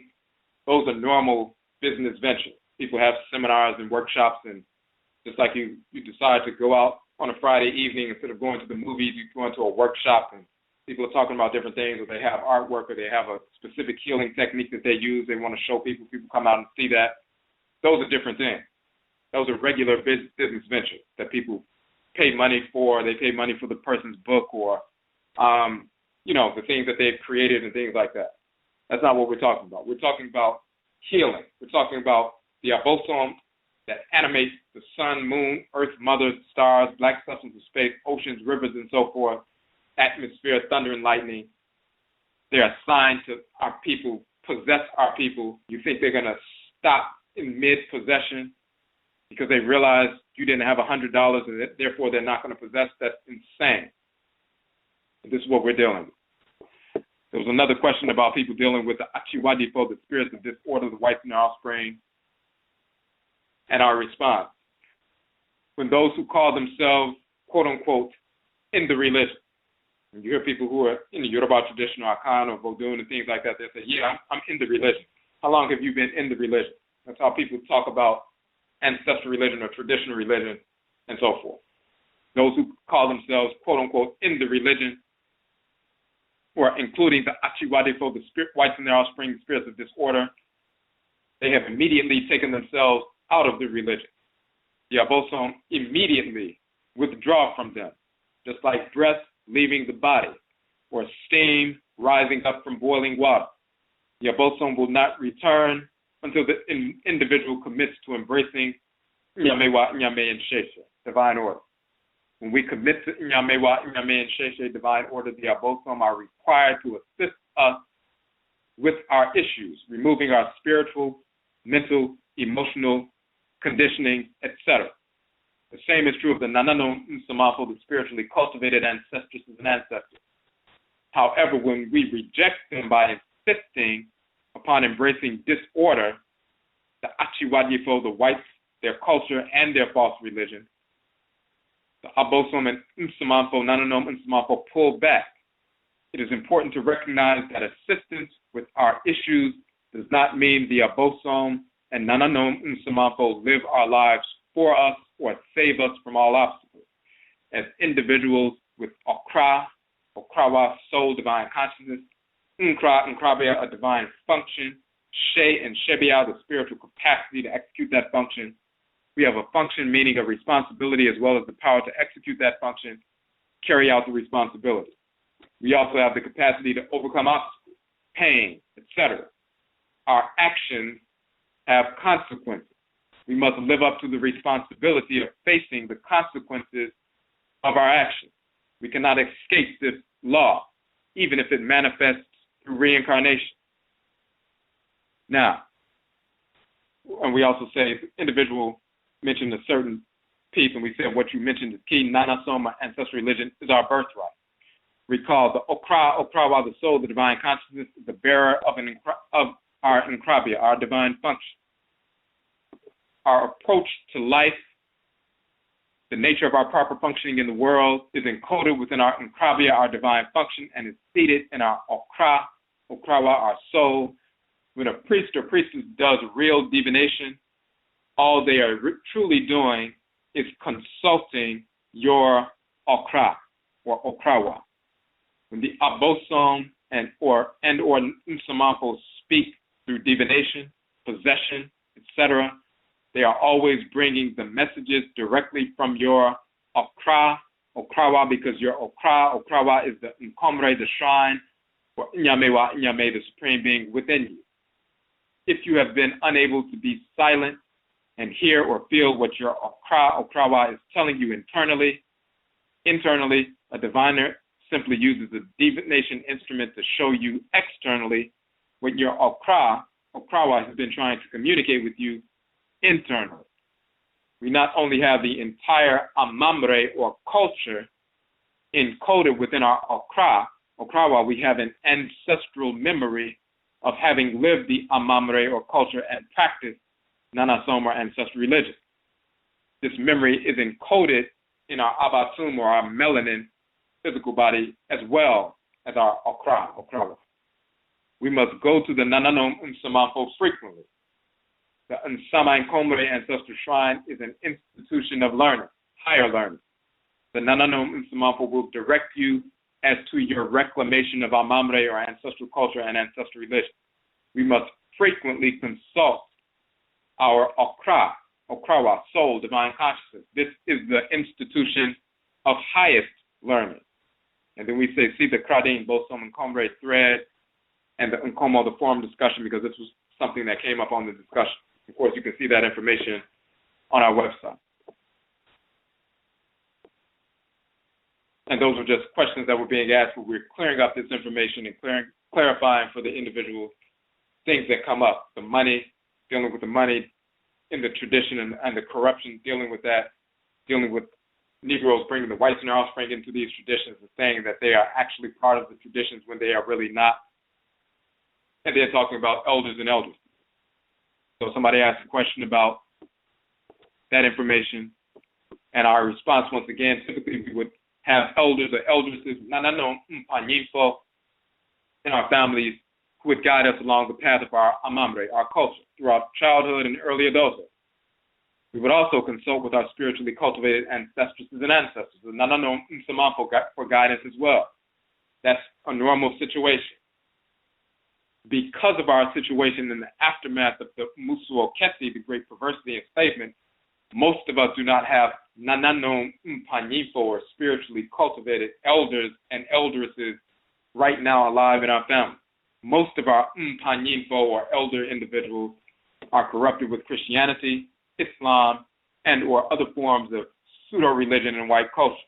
We therefore must consult our family members who were Nananom Mpanyifo, who upon the transition of death became Nananom Nsamanfo, ancestresses and ancestors who are cultivated. We consult our Nananom Nsamanfo for instruction, direction, guidance, etc. They give us insight into what our own Okrawa, and the ABOSOM direct us and empower us to do to fulfill our divine function.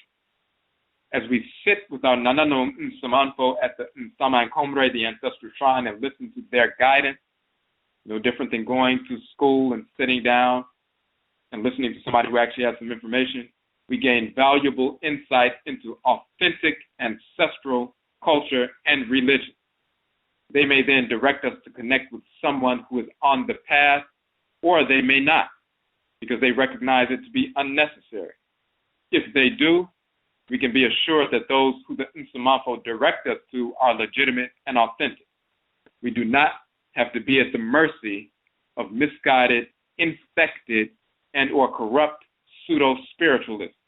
Our NANASOM NSUMA, our spiritually cultivated ancestresses and ancestors of our direct blood circle, and the ABOSOM, who are connected to us, our blood, are obviously far superior. So we're not dependent on anybody outside of our blood circles, as we always say, when we're dealing with our ancestral culture and religion. Normally, you learn these things directly from your elders and eldresses. Because we don't have elders and eldresses in the families right now who are engaged in ancestral religion and culture and embracing divine order, fully divine law, and divine hate, we learn from our elders and eldresses who were doing that, who are now NANASOM NSUMA. So we're still learning our culture as we normally would from our direct blood relatives, except they are, at this point, NANASOM NSUMA. Okay, so we're going to go through the phone lines, and we're going to check in the chat room as well. If you have a question or comment on the phone line, hit the number 1 so we can see your hand is raised. And we're going to go through. We just want to make sure we didn't miss anything in the chat room right quick. So saw there were some comments. We just want to make sure these, to see if they were questions or if they were just statements. So just give us a second. Okay, so there's a question. Is lying to the Achiwadiepo or deceiving the Achiwadiepo considered disorder as well? So lying in and of itself is disorder. But sometimes people will have a question, or sometimes things will come up. Well, say for example, some of the one of the essay files or chapters in the ODWIRA and so forth appears to be interpreted as it's okay to tell somebody something and mislead them or lie to them or something for a different purpose. And people say, well, it's in the Odwira, that you had to lie to dissuade somebody. So if somebody comes to your house and, they're looking for your, they're trying to attack one of your relatives or something and says, is this person in the house? And then you don't want to reveal that they're in the house, and you tell them, no, they're not in the house. You're not answering the question, are they in the house? That's not the question. What the question the person is asking is, will you assist me in killing or attacking your relative? Help me do that. Will you help me do that? And your response is, no, I won't. So when you really address the question, you're addressing the question. So you don't even have to go the route of being manipulative. You just directly answer the question. I'm not going to, you don't even have to lie. You don't have to tell them anything. I'm not going to assist you in what you're trying to do. People are on the job trying to do certain things and, trying to mislead you, or manipulative crackers in different places at work or just in society or whatever. We don't have to engage in, lying. Well, all we have to do is answer directly what they're really trying to do and let them know what we will do and what we will not do. So that's all we have to do.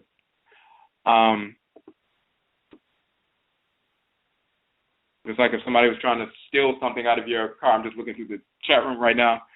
Somebody was trying to steal a car or, rob somebody. Hey, does this person go to work at 5 o'clock? The question is not, do they go to work at 5 o'clock? The question is, hey, I want to rob this person, so can you assist me with that process? Will you let me know where they're going to be so I can rob them effectively? And then you tell them, no, they're not going to be there at 5 o'clock, even though you know they are. What you're really doing is saying, you're answering the real question that they're asking. No, I will not assist you in robbing this individual. So you could answer it that way, or you could just directly confront them. I'm not trying to assist you in any of that, and if you move in that direction, it's going to be a problem. So that's what we're dealing with. Let me know if that answers the question, but lying just in and of itself, if we're speaking things that are not true, then we don't engage in that. So we either don't give up information, or we just don't allow them, if somebody asks a question or has something to say or whatever, you don't have to respond to anybody. You decide what you want to say, when you want to say, how you want to say it. They're not in control of what you want to say. If they don't like your answer, if they don't like your non-answer, to hell with them. You're not under any obligation. You do what you want to do. All right, okay, so let's scroll through.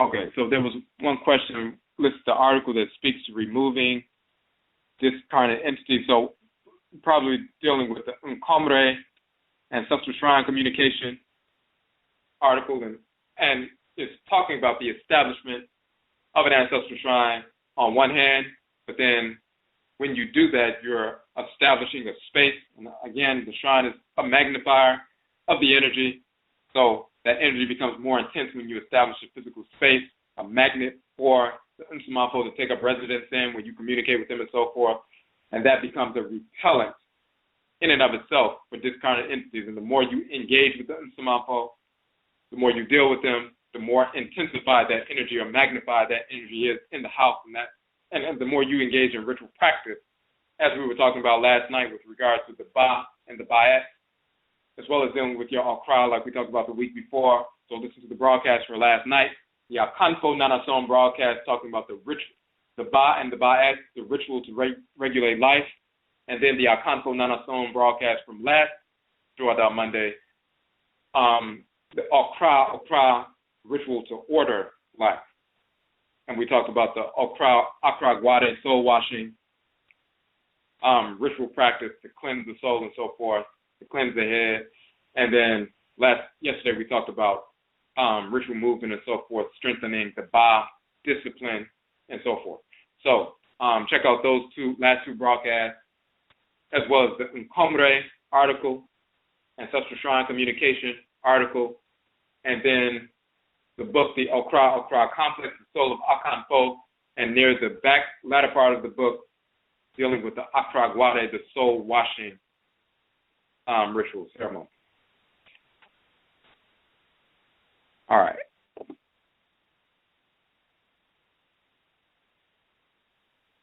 Just want to scroll through and make sure we didn't miss anything.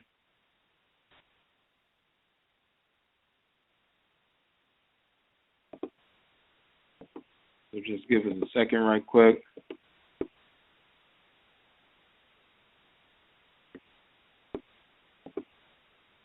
And again, for those individuals who came on a little bit later, we mentioned with the Okom Economic Development piece, the business of the week, in week number 13, supporting one business, organization, or institution per week for 52 weeks. We're in week number 13. The business is Pan-African Designs, owned by Brother Alsar Ma'akaru Amen Ra. You can go to the Okom Economic Development page to link to that business and starve the beast, of course, and feed the pride. And you can see the other businesses linked as well. And also all of our broadcast archives for our various shows. There's about 124 at this point. You can download all of them from the channel, but we also have uploaded some of them to our YouTube channel. So you can go to our YouTube channel, and for ease of sharing, you can share those links on Facebook and Twitter, Instagram, and different social media sites and so forth. Okay, so we just want to make sure we didn't miss anything here. And again, if you have a question on the phone line, just hit the number 1 so we can see your hand is raised.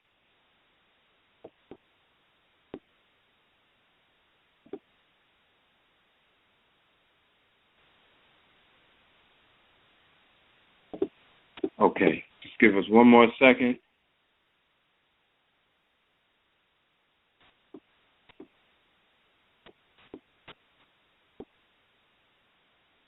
All right.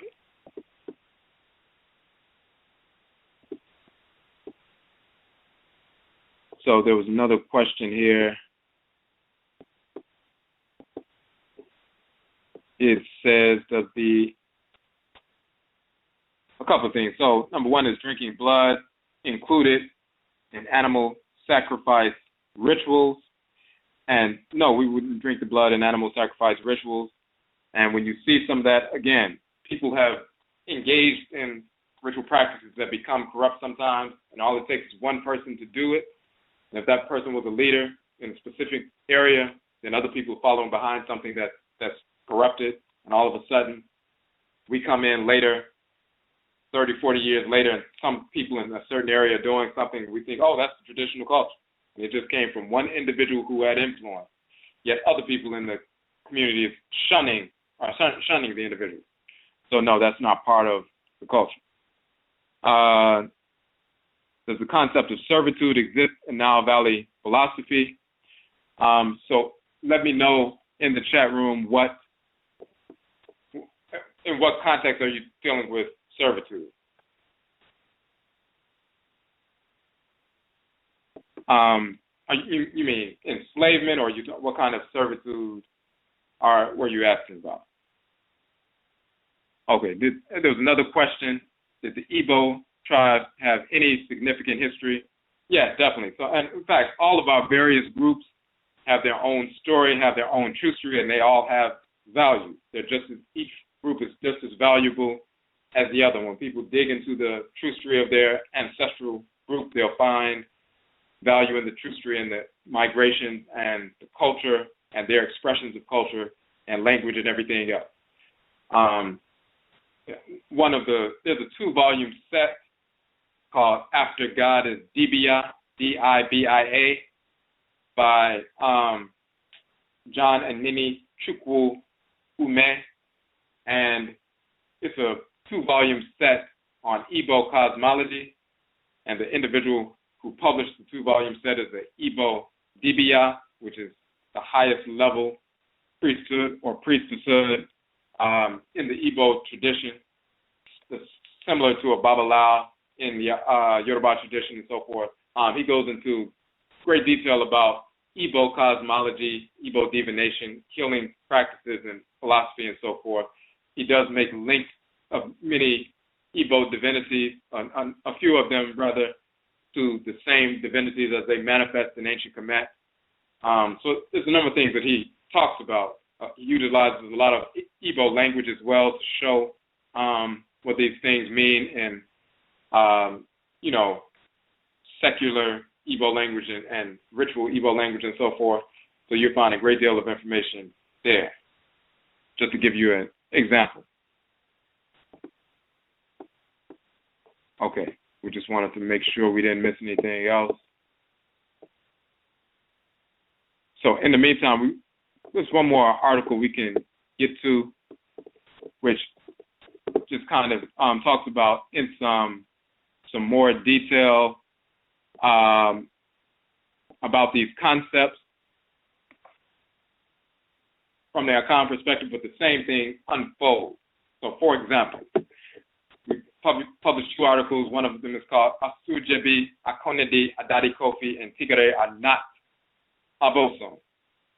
So when we're talking about Akan tradition, what happened, like if you come in contact with most people who identify as practicing Akan religion in America, Afurakani, Afuraitkaitnit people in America, and they say, oh, I practice Akan religion or Akan spirituality, most of them, not all, but the vast majority of them have some association with Nana Yao Dinizulu, who went to Ghana in the 60s and came back with certain shrines, went to the Larteh area, as well as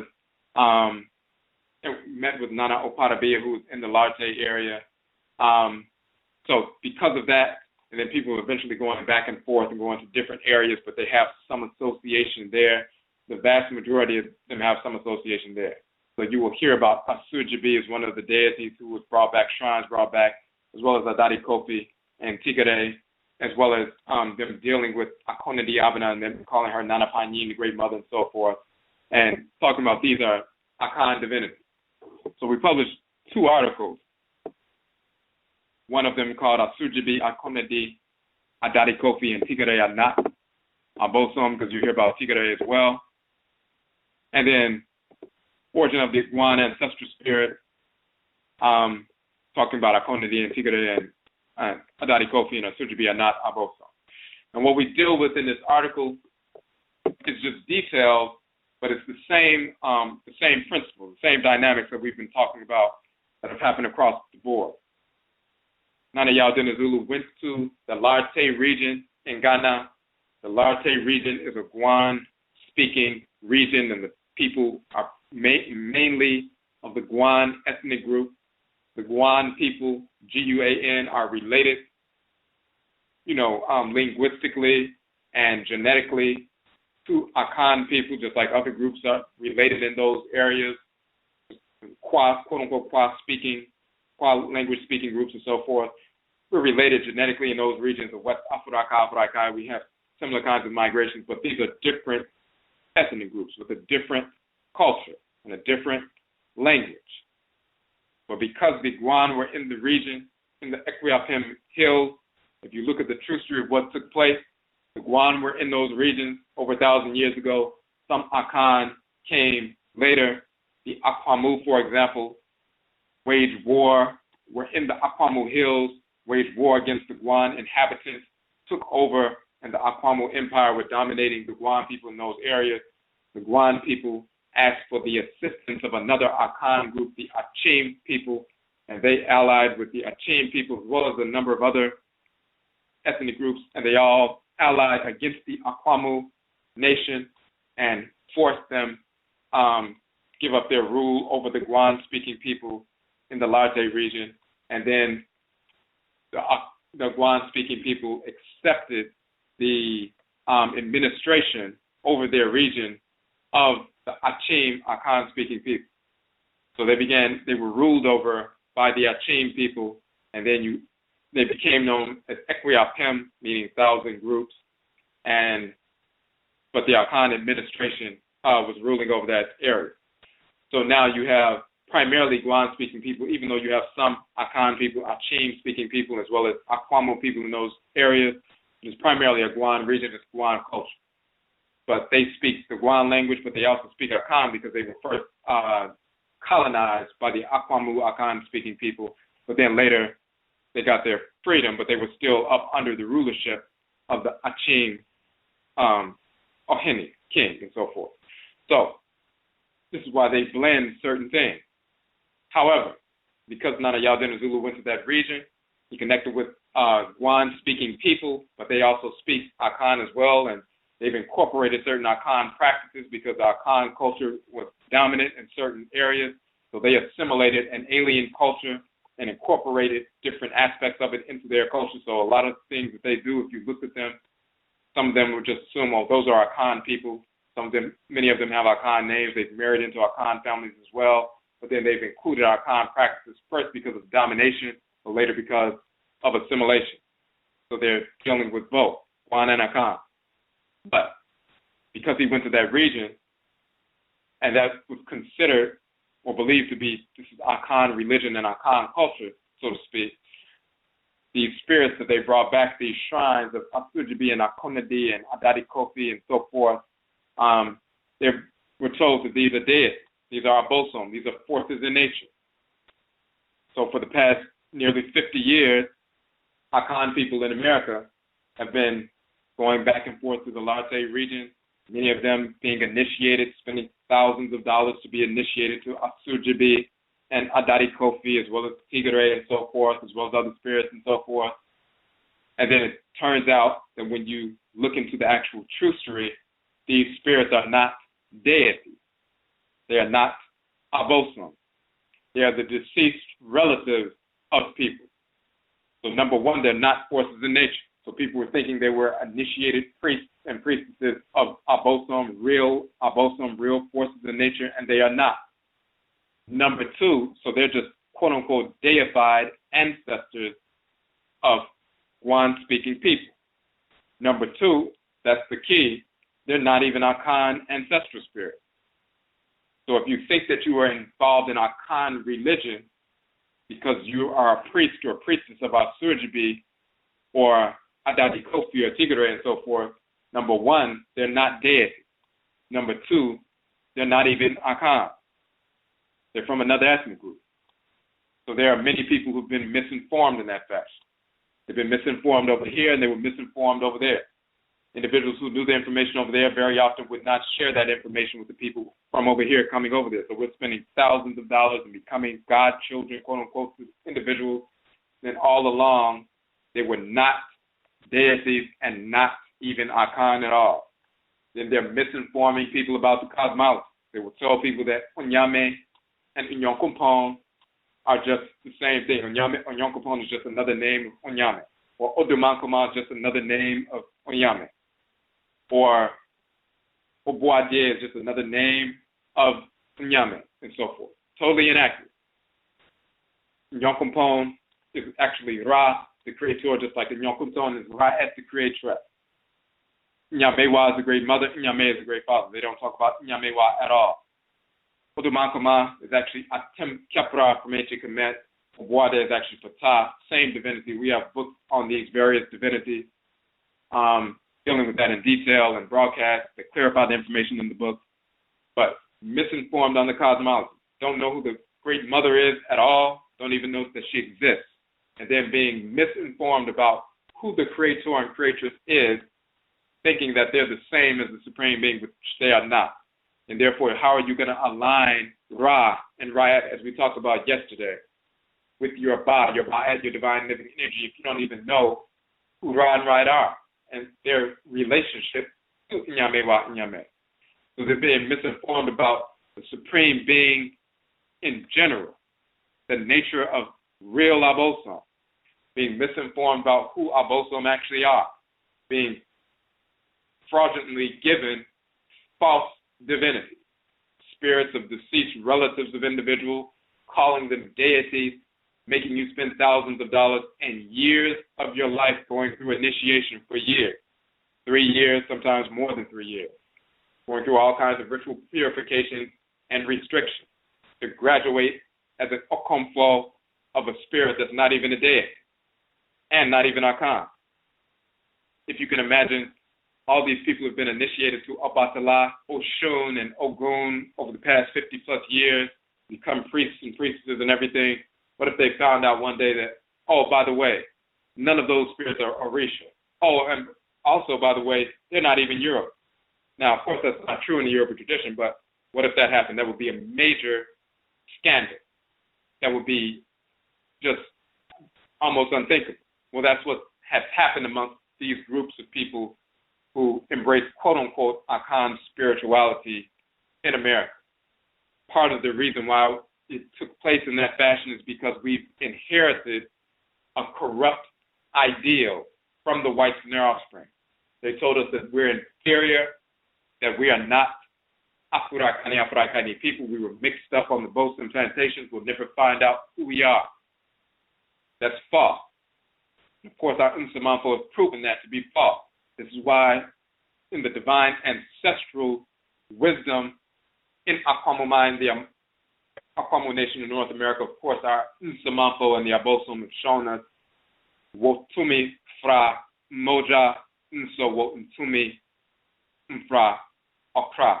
Okrawa. You can mix soul, you can mix spirit or the body, but you cannot mix the soul or the spirit. You can mix blood, the moja, Wotumi Fra Moja. You can mix blood, Wotumi Mfra Okra Okrawa. You cannot mix the soul. So you're the same spirit, ancestral spirit who has returned. You lived, if you were Akan, you were Akan in previous lifetime. You have returned. You're the same Akan spirit that you were before. Your blood may have been mixed because of enslavement and so forth, but your body, but your soul is not mixed. So they have proven to us who we are. We have that ancestral memory as well. So we do know who we are. And because we know who we are and we know we have a cry, we know certain ABOSOM are assigned to us pre-incarnation, so we come into the world with them. And we have NSUMA who are assigned to us, so we come into the world with them. So we're not dependent on leaving our blood circle or getting up and leaving our locale to go find ancestral religion from somewhere else, because that's insane, because nobody can give us that. We're born with it. It's assigned to us by the Supreme Being before we get into a womb. And all we have to do is unearth that and work through that process and reestablish that process. And our people have been engaged in that process for hundreds of years here because we continued our practice. We've learned to denigrate our practices. If somebody says the term hoodoo or root work, root doctor, conjure, they think that's just some inferior, lower level dealing with little wayward spirits and magic. Or they'll call it magical, botanical art and so forth, folk magic. That's insane. Hoodoo is the Akan religion in North America. That's how it was brought over here. Later on, other individuals, groups who participate, and they would just use that as a overall label and just say, hey, we practice Hoodoo, which just infers ancestral religion. But when it was brought here, it was brought by Akan people because Hoodoo means medicine. Hoodoo also means to conjure and so forth. It's the same practice. And in our book, Hoodoo people, Afurakanu, Afuraitkaitnut in North America, Akan, custodians of Hoodoo from ancient Hoodoo or New land, Kanita, Nubia. We proved that that term is actually a title for ancient Nubia as well and the Nubian people as well. Hoodoo. So, the reason why we have incorporated that misinformation is because of self-hatred. Then, with that self-hatred, we succumb to suggestions and recommendations. Because just like we've accepted that self-hatred, believing we are inferior, the Negroes on the continent have accepted that same ideal and say, well, these African Americans, they don't know who they are. We can just adopt them into our families, adopt them into our clans, and we, like wide-eyed, ignorant individuals, say, well, yes, I've just been adopted. We're proud to be adopted into somebody's clan. We're leaving our own ancestresses and ancestors and saying, well, you're not sufficient. You're impotent. You can't show me who I am. So I have to go to somebody else's clan and get adopted. And we're getting adopted into clans of people who we have absolutely no relationship with at all, or even were waging war against, whose ancestresses and ancestors or them may have killed our people in a previous lifetime. And now we're calling on their people, pouring libation to their ancestresses and ancestors and calling them deities and leaving our own people alone. That's insane. All because of self-hatred, all based on a lack of recognition of who we are with regard to our craft and our divine function. So before we go forward, we have a couple of minutes left in the broadcast, a minute and a half. If you want to listen on the phone line past 11 o'clock, you have 90 seconds to call in, 657-383-0635, 57383-0635. You have a little bit more than a minute to call in because at 11 o'clock online, anyone who's just listening online, it will automatically cut off, but the people on the phone line will be able to hear. So, 657-383-0635.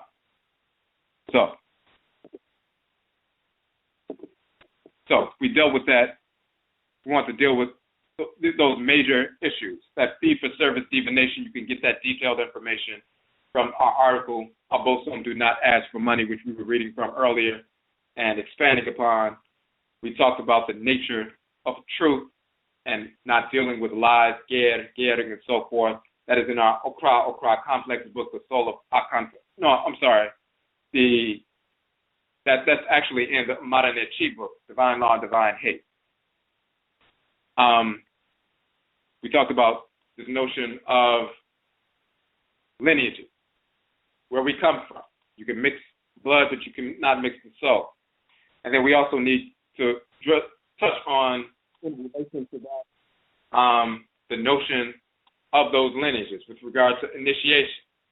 And what is initiation? And we've talked about this in our piece dealing with conjuration. We just want to touch on it once again in this particular section. So you can let's go to real quick the NANASOM page on our website, and you can find this information there. We just want to scroll down and deal with that quickly. The NANASOM page on Odwirafo.com. And if you scroll down through a portion of the introduction, we're talking about the meaning of the term NANASOM. And if you scroll down past the section where the planets are, we're going to get down to that point. So let's see.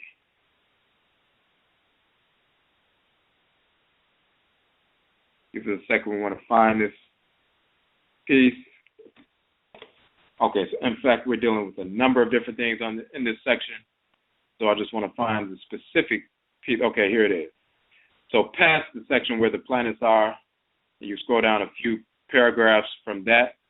We talked about, of course, here in this section, how none of the whites and their offspring as spirits of disorder, because that's who they are, whether it's the white Europeans, Americans, Asians, pseudo-Native Americans, Hindus, Arabs, white Hispanics, and so forth, all non-Afurakani, non-Afuraitkaitnit people are spirits of disorder. They incarnate in that fashion, and there's no exception to that reality.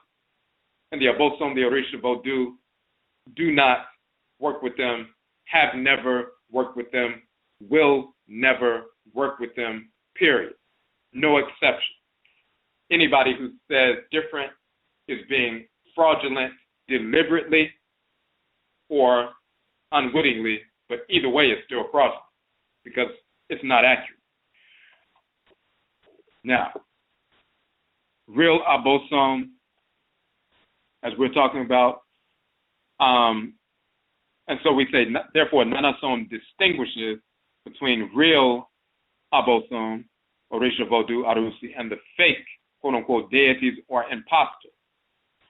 NANASOM distinguishes between real NANANOM Nsamanfo, Egungun Kuvitu Muo, and fake honorable ancestors or imposters.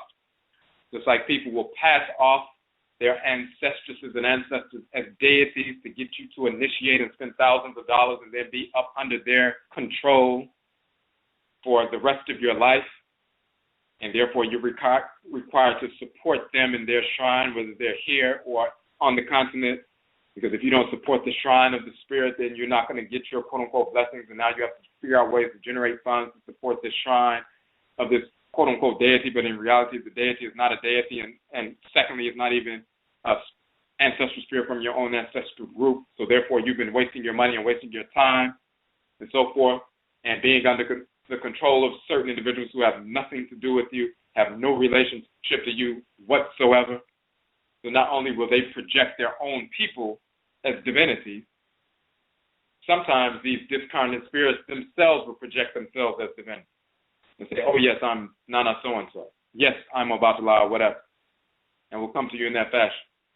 Just like somebody walking down the street will lie to you and say, hey, lie to some young woman, hey, I'm a movie producer, I'm a record producer, you have talent, you look like you're a model, here's my card, if you want to meet up, we can meet up, meet me at my apartment, or meet me here and there, or if you want to go to my, people lying all the time, but our sensors are up, we know that people are lying, you're intelligent, you repel them.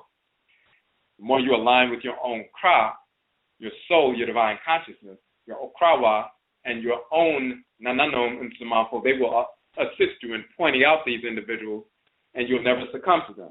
Because if you have any inclination at all that they're not on the right level, or they may be lying or whatever, you have absolutely no obligation to these individuals at all. Who are they? They're nobody. So you have no obligation to entertain anything they say or do. And if they start threatening and saying, well, if you don't do this, the spirit, that's all foolish. The ABOSOM that are connected to you were connected to you before you came into the womb, and they have nothing to do with these individuals. So if you have any inclination that these individuals you come in contact with are not on the level, then you dismiss them fully and without haste. So, or with haste rather, speedily.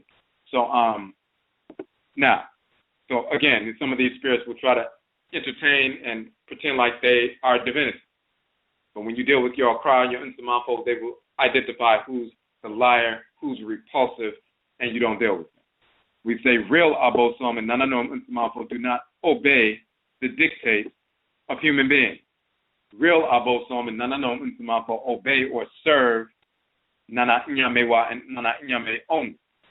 They therefore function within the parameters of Inyamewa, Inyame, and Sheshe only, divine order only.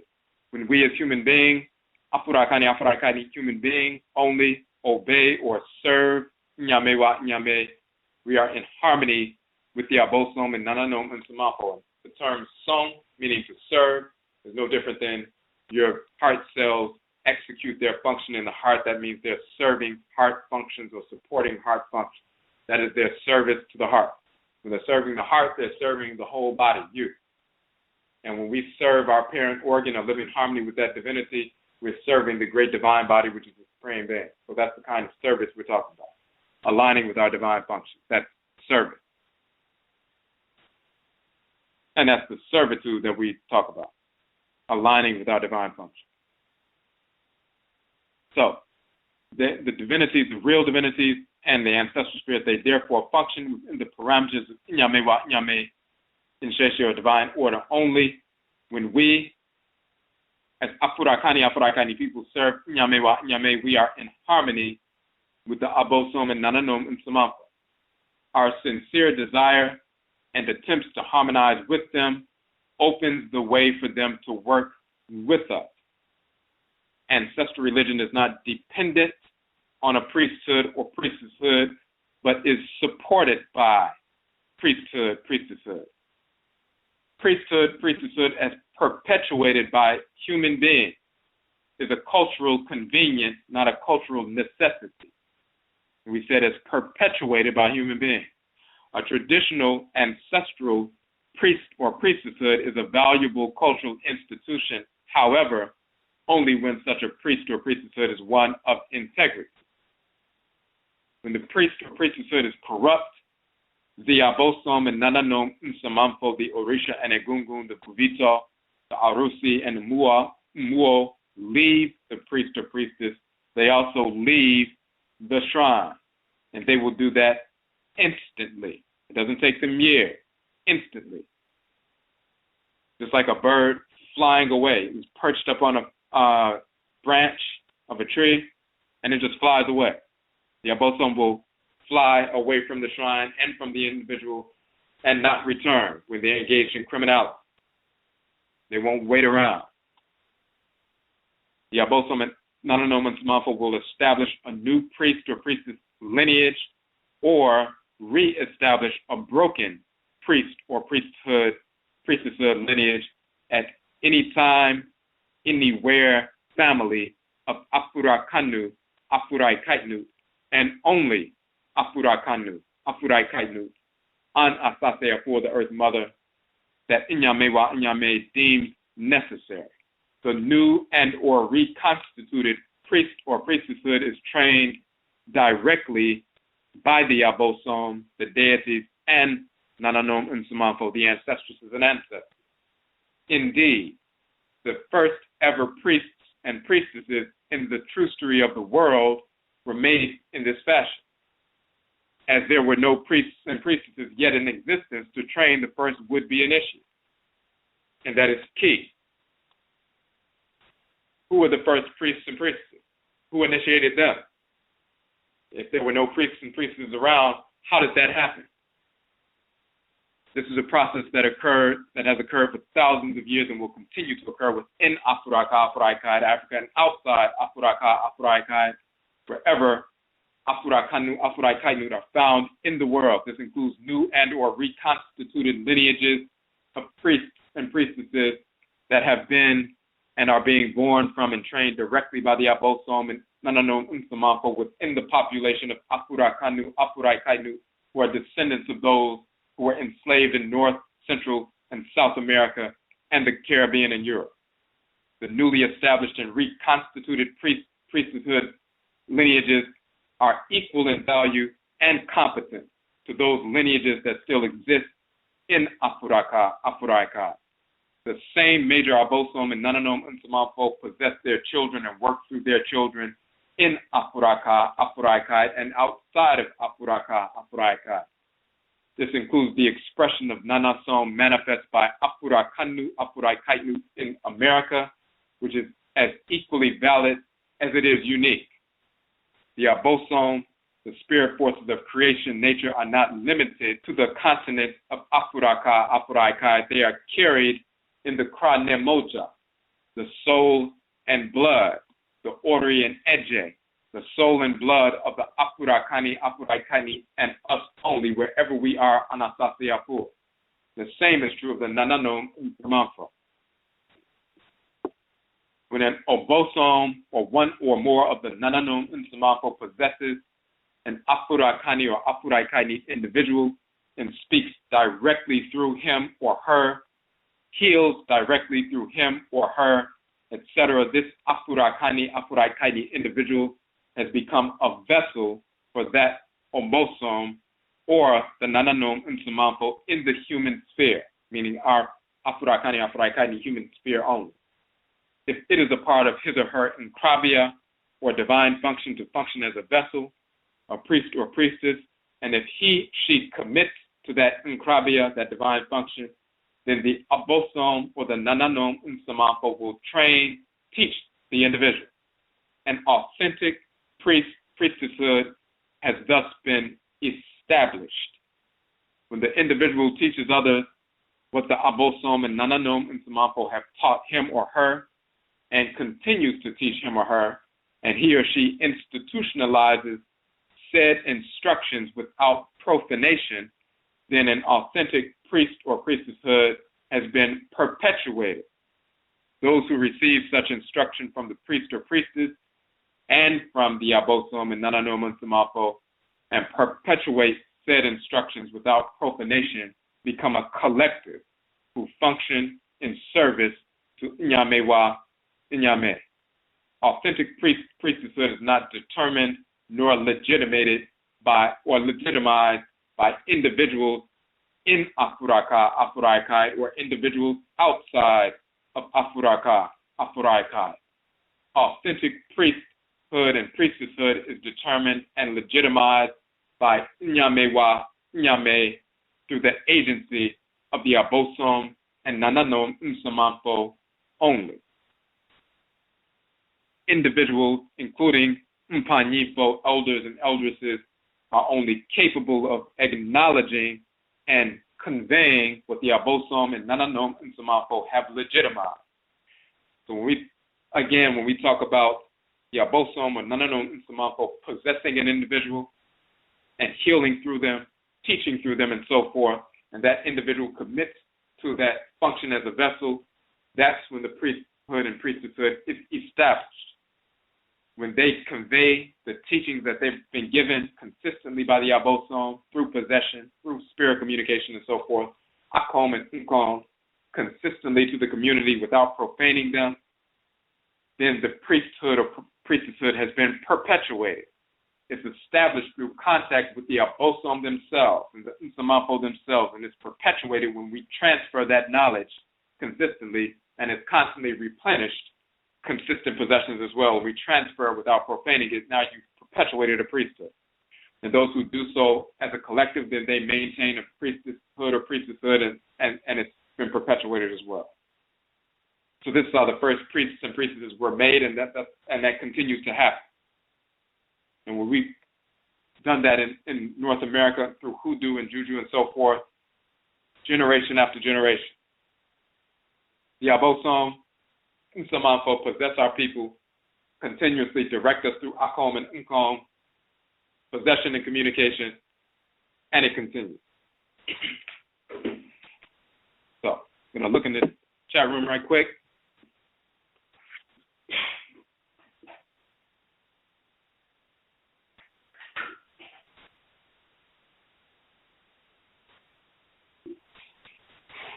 All right, so we have a couple of phone calls,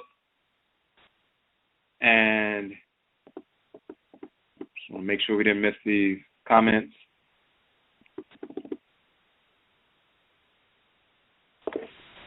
Okay, on the phone line, Michiawo, you have a question or comment, number 6488. Okay, hello. There, I posted in the chat room a question about the concept of servitude exists, and did it exist in Nile Valley people? If you answered it, I don't know if I walked away or not, but just in case you didn't answer it, I was just going to ask you again. Okay, so now, what I was asking was, I asked a question. So when you said servitude, what were you talking about? Were you talking about slavery, or what were you talking about? Like, if the idea of servitude, like, you know, for Christianity, servitude towards God, Jesus, Lord, whatever, like the concept of servitude, would it exist in Nile Valley people, or will we I know we have better quality words like homage, things of that nature, but the idea of servitude, is that a part of traditional African spirituality? Well, like you said, the connotation is different. So, for example, the term som in Akan means, in English, it would be translated as to serve. So, like NANASOM is a term we use for ancestral religion, to serve. Nana, serve the Supreme Being. But the service to the Supreme Being is the same as we talked about, like your heart cells. They have a specific function to execute based on how they were formed. They support or serve heart functions. They serve the heart organ, their parent organ. And when they serve and support those heart functions, then they're serving the whole body at the same time. And the liver cells support and serve liver functions, and when they serve the function of the parent deity or parent organ of which they are actually a part, then they're serving you, the great body, at the same time. So Afurakani, Afuraitkaitnit people are cells within the great divine body of the Supreme Being. So as we execute our function that we were designed to execute, we're actually in, quote-unquote, service or support of those functions, Supreme Being, the great body.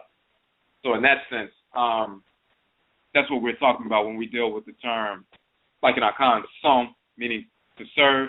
And we even show the same term, som, meaning to serve, in Akan, is the same term in the Medusa, the hieroglyph, som, meaning an action or a custom. It also means a deed or undertaking. It also means to pile offerings upon an altar. So it's talking about a deed or undertaking or a custom or mode of practice where you are executing a specific function that has value in the body. So that's what service means for us. Executing your divinely allotted function that actually has value in the great divine body, in the community. Okay, so we wouldn't actually be in servitude towards the deities or Orisha or Netters. It would be more like a honor system, more than servitude. Like you said, there's a difference in connotations. Well, in this sense, like, for example, if somebody says they were, a slave to Allah or something like that, or, they're falling down on their knees to Jesus and begging for forgiveness because they fear all of that, this is where that whole notion of service, slavery, servitude, that whenever the whites and offspring utilize that information, then it carries that fear of retribution and all that nonsense, and the whole notion of, like, for example, in Christianity, original sin, meaning that, hey, you're born with sin from the beginning, and you really deserve to go to hell and burn in eternal fire, except if you accept the fictional cartoon character Jesus in your life, then you're saved by his grace to go to heaven. But you really deserve to be burned in hell forever because you were born that way. So people fear the fact, or the pseudo-fact, that they really deserve to be burned in eternal fire. So therefore, they want to slavishly serve and adore and praise and glorify this fictional cartoon character because they really fear this character. In fact, there was a meme on Facebook, and it was an image of the fictional cartoon character Jesus knocking on somebody's door, and they were on the other side of the door. And he knocked on the door, and Jesus said, he knocked, and the person said, "Who is it?" Jesus said, "Let me in." Like they always say, let Jesus into your heart. He said, "Let me in." And the person said, "Why?" And Jesus said, "Because of what I'm going to do to you if you don't let me in." Meaning, if you don't let me into your heart, I'm going to burn you in eternal fire forever. But so let me into, so it's like coercion. It's like, he's a loan shark or something. So all of that is wrapped up into when the whites and offspring say serve, when it has to do with ancestral religion or religion itself. When we talk about the term som, we're talking about functioning in harmony with divine order. If your cells don't serve heart functions and they become disfigured and they start doing their own things and they become cancerous and they create disorder in the body, so they get destroyed by the immune system. But as long as you want your, for example, you want your immune system cells, your T cells and everything to, destroy cancerous cells. You don't want them to proliferate and start eating up the other cells in the body. You want them to serve their specific functions that they were assigned to serve. So in that sense, they're just doing what they're supposed to do. They're living in harmony with order. So we serve the ABOSOM in that sense. Now, there are some people who will try to say that, hey, we tell the ABOSOM what to do, we tell the deities what to do because we're the gods and they serve us and we're not supposed to be worshiping them and serve. That's because they're trying to flip things around and they want to be a deity because they have an inferiority complex because the whites and their offspring told them that they were inferior. So the flip side is, well, I want to be superior. I'm going to call myself God. I'm going to call myself goddess, and I control the forces in nature, and they bow down to me. So they just turned into a cracker now. We make gods and goddesses of creation bow down to us, and they do what we say. We don't worship them. And they feel empowered by saying that, but it's silly. That's like a grain of sand saying, I tell the beach what to do. I'm not part of the beach, the sand and the beach. I tell all these other grains what to do. And it's nonsensical. So there are two extremes. On one extreme, the whites and offspring teach us to fear the divinity and fear the supreme being and fear the forces in nature. And we better slavishly just adore them and glorify them and don't make the wrong statement or don't look the wrong way because we're on the verge of going to eternal fire every second of every day, so we better just play nice. On the other hand, Negroes want to pretend like they're the gods of the universe and they make all the forces of creation bow down and serve them and all of that nonsense. And both extremes are foolish. In reality, we have a function to execute, and just like you want your cells and your organs to serve you or serve their function, support the divine functions, that's what we do. Okay, I did have one more question, but if you need to get to other people, I understand. No, you can. I can take that.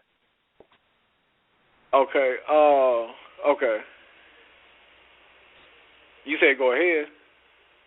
Yeah. I can. You can. Okay. The concept of supreme, like a hierarchy in religion, like a vertical hierarchy. Would you agree that also doesn't exist in traditional African spirituality? More like like say if we say words like supreme, supreme deity, supreme architect, all those type of things. Like, do you see a vertical hierarchy in traditional, ancient traditional African religion?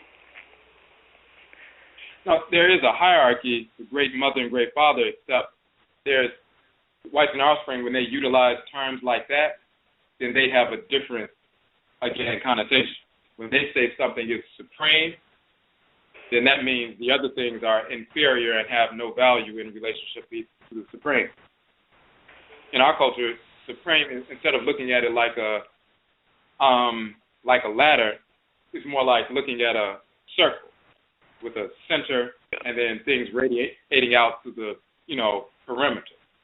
So, or just like looking at your body. Your body is the supreme, quote-unquote, being, and then the smaller beings within your body are the deities, which regulate order in the body, which are the organs, and then they have children, which goes further internally. Those are the cells, and the cells have value in the organs, and the organs have value in the body, so everything has its own value, and they're all part of one great system. They're different.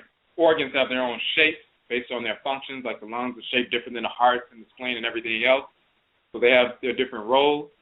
So the heart is not, superior to the lungs, and the lungs aren't superior to the brain, and the brain isn't superior to the heart. You know what I'm saying? So they all have their specific roles. They have value. And the cells of the heart, they have value. And the cells of the liver have value. And the cells of the, they're all part of the same system. They're all part of the same substance. They just have a different form and they have a different function. So when we talk about supreme, the body itself is the great being, but each one of the layers or each one of the levels has value associated with it. Because when we talk about we have a Kra, a soul of divine consciousness, that Kra that dwells in the head region is a little drop of the soul of the Supreme Being, so it is a portion of that. So we have that within us. The whites and offspring wouldn't have that concept of having a divinity dwelling in the head region that guides you. So therefore, when they say supreme, they're separate from the great being, and therefore they can be born in sin and shaped in iniquity and all that other nonsense because they don't have any divinity within them. And it's true because they don't. But with us, we do. So every Afurakani culture, whether it's Kemet talking about the Ka and the Kaet, or Yoruba talking about the Odwirafo, when Akan is the Kra and the Krawa and so forth, and the Chi and Igbo, the same divinity that's in the head region is a portion of the divinity within the Supreme Being. That's where it comes from. So we're not separate with regard to divinity because we're a portion of that divinity. So you can't be born in sin if you have a divinity dwelling within your head region. So that connects us. We have a direct connection to that supreme divinity, every moment of every day. So that's a totally different concept from being separate from a quote-unquote supreme being and being subjected to the possibility of eternal damnation and all of that. Okay. You got time for one more? Yeah, we can take it. We spoke earlier about Dr. Muwada Ashby, if I'm saying his name right, and his Indian guru or white guru, and like he was a blackface for Hinduism.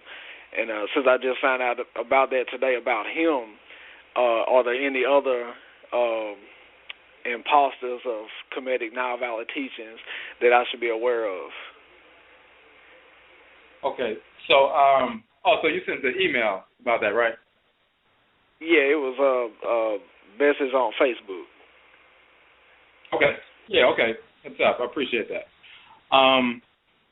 So, and the thing is, this is the key.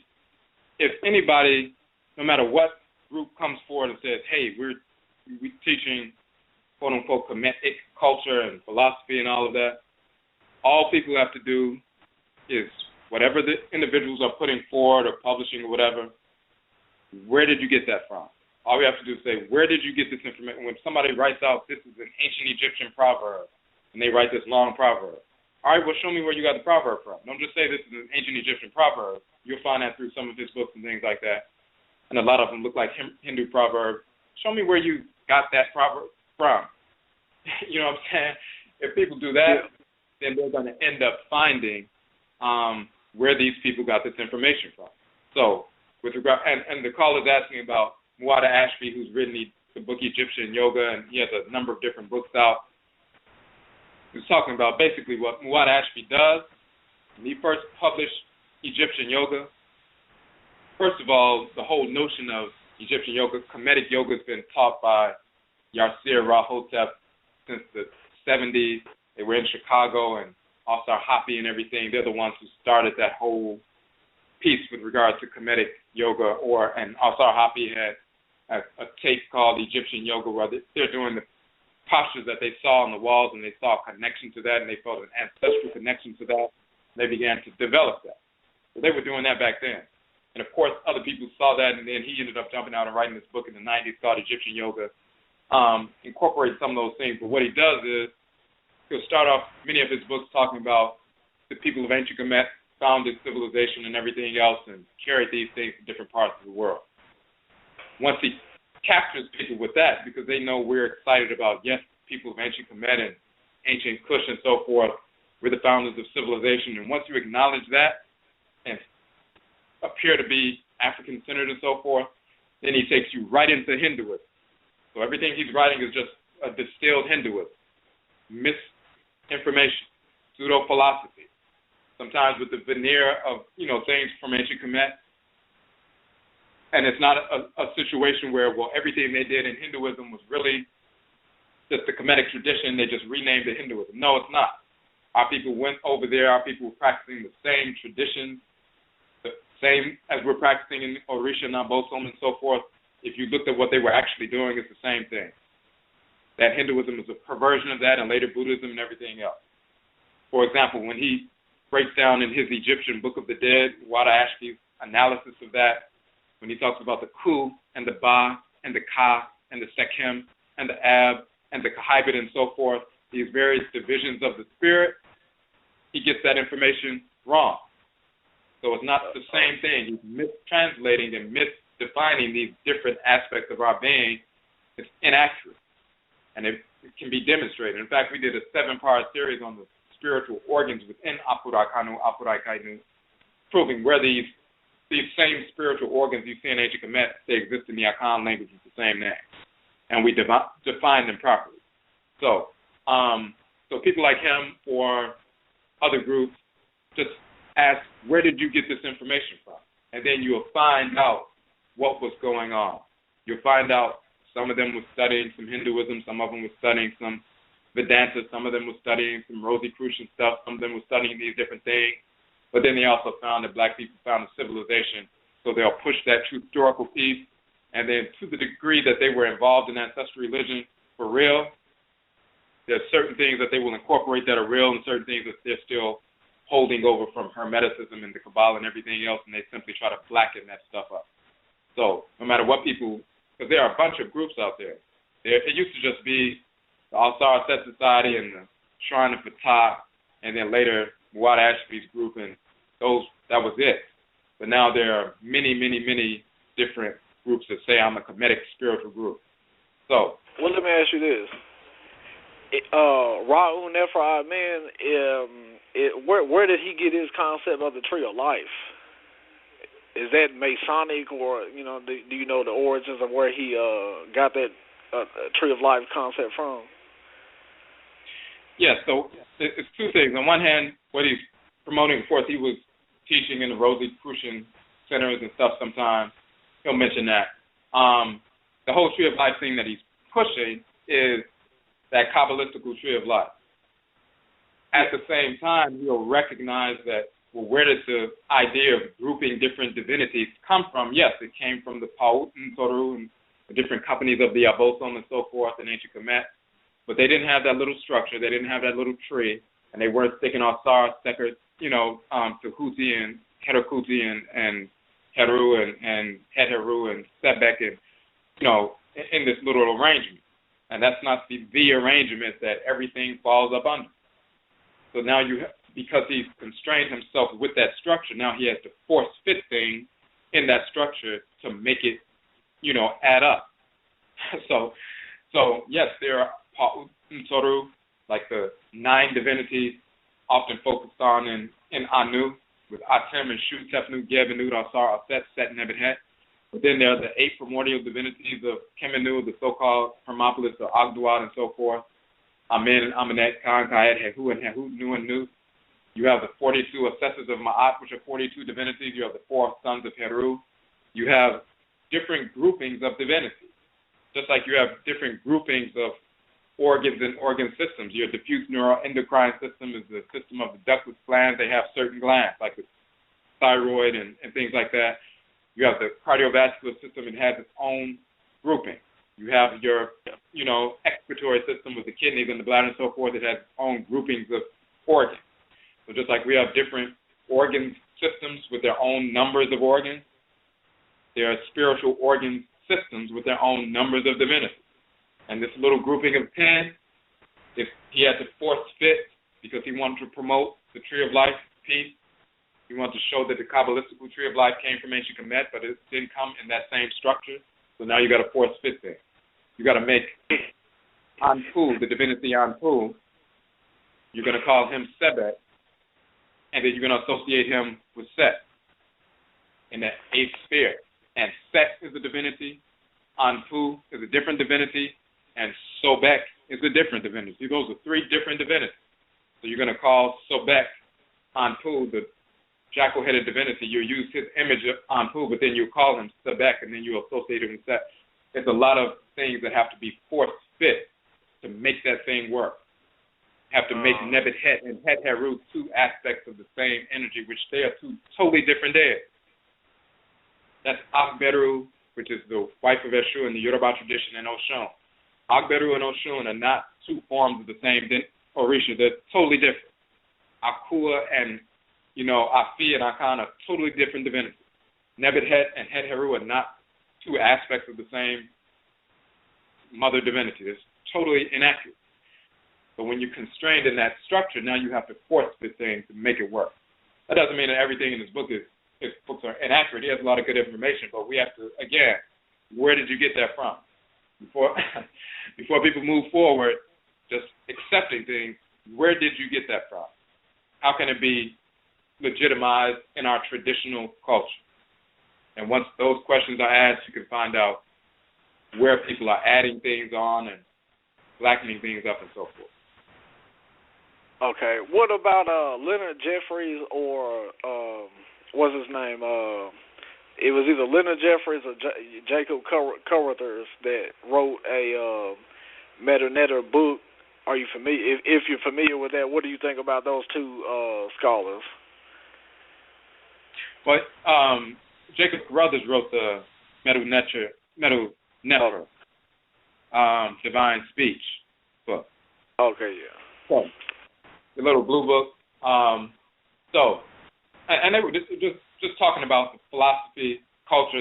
He was more approaching it from a philosophical point of view, trying to line up some of the concepts of ancient Kemet with, psychological concepts and other things, and showing some connections with other cultures and things like that, just to show the continuity of culture from the different pieces. There were certain things, trying to remember, there was a couple of associations. I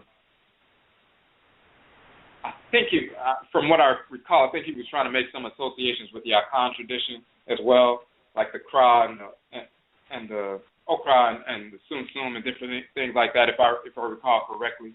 I haven't seen that book in a minute. But they were just trying to make those associations. So they were making, good faith effort to do that. But when it comes to ancestral religion, for example, a Yoruba person who's priest of Oshun, for example, and gets possessed by Oshun and communicates with that divinity, and she possesses the person during ritual and will heal people and divine for people and show them different things that are going on and so forth. And they've been doing this for years, and they're really dealing with the Orisha, not just somebody making something up. They know something about Oshun. So if you want to learn something about this Orisha Oshun and how she operates and how she shows up and what her sacred colors are and what aspect of creation she animates, you would go to somebody who gets possessed by this Orisha. The same thing you would do with the ABOSOM and the Akan tradition, or the Vodou and the Fauna and Ebe tradition. You would not go to somebody who went to school and studied anthropology and got a PhD in anthropology, and now if you want to get healed, you're going to go to somebody and say, well, what is your, credential for learning about Oshun? Oh, well, I have a PhD given to me by this university. They have no knowledge of the divinity because they have no direct connection to the divinity. So that credential is meaningless. And it's the same thing when we're dealing with ancestral religion and cosmology. You can read about a number of different things, but it's the forces of nature who give birth to the cosmology. So if you're not dealing directly with them, then you're not going to have actual real information. You may be able to repeat something that somebody else said. If you repeat it faithfully, it's going to be accurate. But you're not going to know who these ABOSOM are unless you deal with them directly. And we've been doing that for thousands of years. That's part of our culture. So outside of that, there are people who publish different things and try to make associations. But if they can't show you what their direct experience with the ABOSOM, with the Ntorotu is and how it informed their work, then at best they're just journalists. They're just reporting on some things that they inquired about. And to the degree that they're good journalists, then they'll have some good information. But if they miss some things, then they miss some things. Okay, what about Maulana Karanga, the Husia? Like, what about him as a scholar? Like, do you have any information on him? Well, on one hand, he was an informant for the FBI. Yeah, as that's Ron right. Fernandez. Okay. That's one thing. But once he got involved, he would take liberties when he's translating things because he had this mindset he thought dealing with the actual divinity of the Orisha and so forth. Even when he wrote the Odwirafo, he thought that, that divination aspect of it, the ritual practice, was regressive and primitive and inferior in reality, and thought that was all nonsense. So he was focusing on the quote-unquote ethics of the Odwirafo because he didn't want to focus on the ritual aspect of it, because there are people in that group who are basically atheists in the real sense, but they kind of mask that because they don't want to say that up front because it doesn't sound right, but that's what they really are. So they think the divinatory aspects are nonsense and just people making things up and quote-unquote unscientific. So that goes into the way he puts the work together. So when you look at the Husia, if you look at actual translations of some of these texts and you look at the Husia, he does take liberties. He'll combine certain things like Ra and Ptah and say they're the same divinity, which they're not. And there are other things he would omit based on, what he wanted to put forward. So, again, it goes back to now people have access. If you want to look at those texts in the Husia, all those different texts that he selected to translate, you can find all those texts online with the actual Medusa. You can see for yourself and transliterations, and you can get books to learn how to translate the Medusa, like the book Let the Ancestors Speak, written by ODWIRA, written by our brother, as well as others, and begin to translate those things in detail yourself so you can see these words and look at the words in the languages like the Akan and Yoruba and Ebe and other languages to confirm these terms and confirm the vocalizations of these terms so you can have a better understanding. But we can't rely on, look at somebody's mindset. And again, it goes back to where did you get that from? If he says, well, we translated these texts, okay, well, I want to see those translations. Do we have to just trust what you said, or can we follow up on that? And we have the capacity. It's easy now to just down. It used to be hard to find these texts unless you purchased them. But now they're all online, so people can download the actual text in the script, as well as transliterations and so forth, and get that information. Now, what text are you actually talking about? Like, whose translation? The brother ODWIRA? No, I'm saying like when he in the Husia, like he'll have the maxims of Afuraitkaitnut. He took some of those, or he'll have the Ankh Shashank, or he'll have a number of different texts from Kemet. So those actual texts, you can download the entire maxims of Afuraitkaitnut in the actual Medusa, all the symbols, the whole text, untranslated, as well as some translated. So you don't have to just download, like if you type in the maxims of Afuraitkaitnut or the instructions of Afuraitkaitnut, you'll find a bunch of sites that just translate them with no glyphs. They just put the English translation. You have to just trust whatever they say. But then you have other sites that give you the actual photocopy of the document itself, or they'll have the actual Medusa reproduce the entire document, totally reproduced, as well as the transliteration. And then you can get a book like the book written by ODWIRA, where he's teaching you how to read and write the Medusa, and begin to do your own translation. So you can confirm these things for yourself, and you don't have to depend on other translators to translate these documents. And one of the ways we confirm those translations is these words still exist in our ancestral languages that we speak today. So, for example, if you see the symbol that looks like an I, and they say, well, these symbols spell out the sound Ari, A-N-I or A-R-I, Ari. So therefore, the term Ari must mean I, or Ani means I. Well, how do we know Ani means I? Maybe they translated that wrong. Maybe that wasn't an A or N and I or A-R-I. How do we know that? When we look in the Akan language, what's the word for I in the Akan language? It's Ani. We look at the term, that the symbol that looks like an open mouth, and it says Ro or Aro in ancient Kemet, and they say, well, this is the symbol for the open mouth, and it's also the word for mouth. Well, how do we know that's the symbol for those sound vibrations? Aro meaning mouth. Look in the Akan language, the word for mouth is aro. And you can go hundreds, thousands of words, as a matter of fact. And not just in Akan, but various languages. And you can confirm whether they got these translations correct. Because we still speak these words and utilize them every single day, including the names of the divinities. Al-Sar and Al-Set and Set and Nebuchadnezzar and all these various divinities. So that's the way to make those confirmations. All right. Is Aunt Mira an older guy? He actually made a transition a few years ago, but yeah, he was Okay. it looked, he may have been like in his 50s or early 60s or something like that when he made his transition. Okay, I was just asking because I have a DVD from a long time ago from him, and he's talking about the Moors, and I never bothered looking at it, but now that you mentioned it, I'm going to have to go back and look at it. But anyway, brother, that's all my questions, and I appreciate it, man. I learned a lot. Okay, Medase, we appreciate the call. Okay, hotel. Okay, so.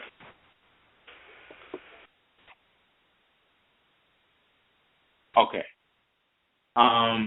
So it looks like we have time for one more call, and then, because it's 11:47, so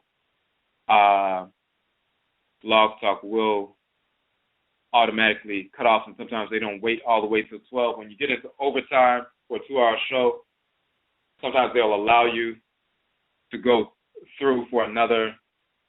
Sometimes they cut it off earlier than that. All right. So on the phone line, number 2081, you had a question, honey? What's up, GYEBI? My question is, good for the call that called in. In regards to birthing of any people coming back to the Earth realm, I find it interesting that most women that even bring argument that they feel because they are black Afurakani women that they feel to any person that they choose to, intercourse with outside, the bloodline of that's not African, that they feel any woman or any person they bring out, either male or female, is considered black to their eyes. But, that is not really the case. So what is the real clear, answer for most of these women that don't understand that it is a perversion to really innate to go outside, the bloodline? That's my question. Okay. So there's, on one hand, it's physiologically, of course, that's perverse. Melanin-dominant Afurakani, Afuraitkaitnit people, we not only our physical bodies are repelled by these melanin-recessive bodies, but, of course, we have a spirit that dwells within our bodies, and our spirit bodies are soon repel these spirits of disorder. We are spirits of order.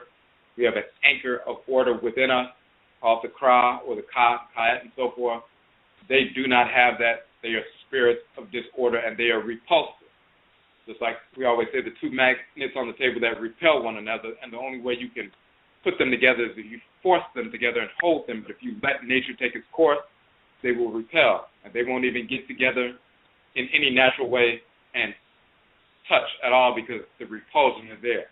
So the only way they can engage and connect with one of these spirits of disorder is if they reject the repulsion and they force themselves to copulate with these spirits of disorder.